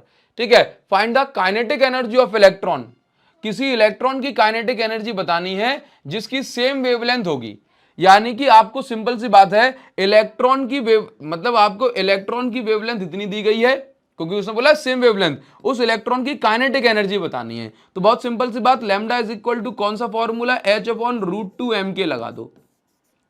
अब ध्यान से देखना, k की वैल्यू मुझे निकालनी है, तो मैं दोनों साइड क्या करूंगा, स्क्वायरिंग करूंगा। अब दोनों साइड स्क्वायरिंग करूंगा तो ये आ जाएगा, स्क्वायर हट जाएगा, ठीक है। तो बस आप इस फॉर्मूले वैल्यू पुट करो और आंसर निकाल दो। k is equal to h² / 2m lambda square, values put कर दीजिए, आंसर निकाल दीजिए। m मतलब मास ऑफ इलेक्ट्रॉन, तो m की वैल्यू 9.1 × 10⁻³ kg चलेगी, ठीक है। इस प्रकार से वैल्यूज आप सॉल्व कर लीजिए। h की वैल्यू प्लांक कांस्टेंट में आपको पता है, ठीक है। कैलकुलेशन वाला पार्ट है, ये आपको करना है। अब कुछ कुछ छोटे छोटे क्वेश्चन, मिक्स्ड क्वेश्चन कर लेते हैं, ठीक है। जैसे मान लीजिए आपसे ये पूछा गया कि what is the effect on threshold frequency और स्टॉपिंग पोटेंशियल पर इंसिडेंट फ्रीक्वेंसी क्या इफेक्ट है। तो बहुत सिंपल सी बात है कि किसी भी मेटल के लिए थ्रेशोल्ड फ्रीक्वेंसी या वर्क फंक्शन फिक्स होता है, तो चाहे आप इंसिडेंट रेडिएशन की फ्रीक्वेंसी को घटाओ या बढ़ाओ, थ्रेशोल्ड फ्रीक्वेंसी उससे नहीं बदलती। तो there is no effect of increasing या decreasing frequency on threshold frequency, ठीक है। बट अगर आप फ्रीक्वेंसी को बढ़ाओगे तो स्टॉपिंग पोटेंशियल बढ़ जाएगा। इस टाइप के जो छोटे छोटे से क्वेश्चन जो एग्जाम में आते रहते हैं, ठीक है। ये देखो, इस टाइप के कुछ लॉजिकल क्वेश्चन भी पूछ लिए जाते हैं एग्जाम में। जैसे आपको ये पूरा ग्राफ बना दिया, अब इस ग्राफ के बेसिस पर आपसे कुछ बातें पूछी गई। Which light beam has highest frequency, बोला किसकी फ्रीक्वेंसी हाईएस्ट है, तो क्या बोलोगे। यहां पे देखो ग्राफ क्या है, potential difference, negative potential difference retarding potential को बताता है। तो जिसका स्टॉपिंग पोटेंशियल सबसे ज्यादा, उसकी फ्रीक्वेंसी हाईएस्ट है। तो ये देखो कहां टच कर रही है, बोला यहां पे। तो बी, तो बी की फ्रीक्वेंसी कैसी, हाईएस्ट, क्योंकि उसका स्टॉपिंग पोटेंशियल हाईएस्ट बताया है। आगे, which light beam has longest wavelength, तो भाई साहब लॉन्गेस्ट वेवलेंथ की बात कर रहा है। लॉन्गेस्ट वेवलेंथ मतलब शॉर्टेस्ट फ्रीक्वेंसी, और शॉर्टेस्ट फ्रीक्वेंसी कौन सी होगी, जिसका स्टॉपिंग पोटेंशियल सबसे कम है। तो स्टॉपिंग पोटेंशियल ये देखो, या ऊपर नीचे लाइन कंफ्यूज करने के लिए बताएंगे, तो सी, तभी तो सीधी खींच रहा हूं ताकि ऐसा ना देखूं ये इसको पता नहीं इससे मिला दूं, ठीक है। तो सी, नाउ ये हो गया। Which light beam eject photo electron with maximum momentum, तो मैक्सिमम मोमेंटम से कौन सी लाइट बीम ज्यादा इजेक्ट करेगी, या ऐसे कहूं कि देखो इलेक्ट्रॉन निकल रहा है, तो देखो सिंपल सी बात है, बहुत बहुत सिंपल सी बात है। मैं आपको यहां पर बता दूं कि जिसका स्टॉपिंग पोटेंशियल ज्यादा, तो इसका मतलब यह है कि इलेक्ट्रॉन उस वाले केस में ज्यादा काइनेटिक एनर्जी से आ रहे होंगे। ज्यादा काइनेटिक एनर्जी मतलब ज्यादा वेलोसिटी मतलब ज्यादा मोमेंटम। तो बी का क्योंकि स्टॉपिंग पोटेंशियल ज्यादा, तो उसकी बी वाले केस में फ्रीक्वेंसी ज्यादा होगी, काइनेटिक एनर्जी ज्यादा होगी, इसलिए मोमेंटम ज्यादा होगा। तो इस टाइप के लॉजिकल क्वेश्चन भी एग्जाम में पूछे जाते हैं, और ये सिर्फ 1 साल पहले ही, यानी 2 साल पहले ही सीबीएसई ने 2023 में पूछा है। तो इस टाइप के क्वेश्चन जो है आपको प्रैक्टिस करते रहने हैं, ठीक है। अब ऐसे मान लीजिए एक आखिरी क्वेश्चन आपको यहां पर आज के लिए मैं पढ़ा देता हूं। क्या लिखा गया है, आपसे पूछ रहा है, यह आपका होमवर्क है, और होमवर्क का सॉल्यूशन आपको कहां मिलेगा, होमवर्क का सॉल्यूशन आपको मिल जाएगा टेलीग्राम ग्रुप पे। नहीं, मैं आपको अभी बता देता हूं। चलो वीडियो को पॉज करके कमेंट में पहले आंसर दो, उसके बाद मैं आपको आंसर बताता हूं। आपसे कह रहा है ये मेटल ए है, ये मेटल बी है, दोनों में से किस मेटल का वर्क फंक्शन ज्यादा है, किस मेटल का वर्क फंक्शन ज्यादा है, ये बताना है। कमेंट में आंसर लिख दो कमेंट में आंसर लिख दिया, बताऊं। तो ए का वर्क फंक्शन ज्यादा है, क्योंकि ए की थ्रेशोल्ड, देखो वर्क फंक्शन का फॉर्मूला एच न्यू नॉट, तो वर्क फंक्शन किस पे डिपेंड कर रहा है, थ्रेशोल्ड फ्रीक्वेंसी पे। अब जिसकी थ्रेशोल्ड फ्रीक्वेंसी ज्यादा, उसका वर्क फंक्शन ज्यादा। तो ए की थ्रेशोल्ड फ्रीक्वेंसी ज्यादा, इसलिए वर्क फंक्शन ए का ज्यादा और बी का वर्क फंक्शन कम। तो इस टाइप के क्वेश्चन जो एग्जाम में पूछे जाते हैं, ठीक है। मैं पीडीएफ अटैच कर रहा हूं टेलीग्राम ग्रुप पे, तो टेलीग्राम ग्रुप अभिषेक साहू सर फिजिक्स, हाँ 2 लाख से ज्यादा जो है उसमें फॉलोअर होंगे, ठीक है। आप उसको ज्वाइन कर लो। टेलीग्राम चैनल की लिंक भी आपको इस वीडियो को डिस्क्रिप्शन में दे रहा हूं। डायमंड प्रो सीरीज आ रही है, उसको देखना मत भूलना। साथ ही साथ जो है मेरी ये जो बुक एक्सीलेंस 95 प्लस, इसके क्वेश्चंस लगा लेंगे, आप एकदम तैयार हो जाओगे एग्जाम में जाने के लिए और एग्जाम में फोड़ने के लिए। ठीक है, तो एक्सीलेंस 95 प्लस को मिस नहीं करना है। वीडियो को डिस्क्रिप्शन और कमेंट सेक्शन में आपको लिंक दी जा रही है बच्चों, जरूर से आप इस बुक को परचेज करें और क्वेश्चंस को प्रैक्टिस करें। ठीक है बच्चों, ये बुक आपको 90 प्लस आसानी से दिला देगी। ठीक है, इसके अलावा अगर आप कुछ और भी प्रैक्टिस नहीं करेंगे तो आज की इस वीडियो के लिए, आज की इस क्लास के लिए बस इतना ही। मिलते हैं आपसे नेक्स्ट वीडियो में, तब तक के लिए thank you so much, thanks a lot, see you guys in the next video. Thank you guys.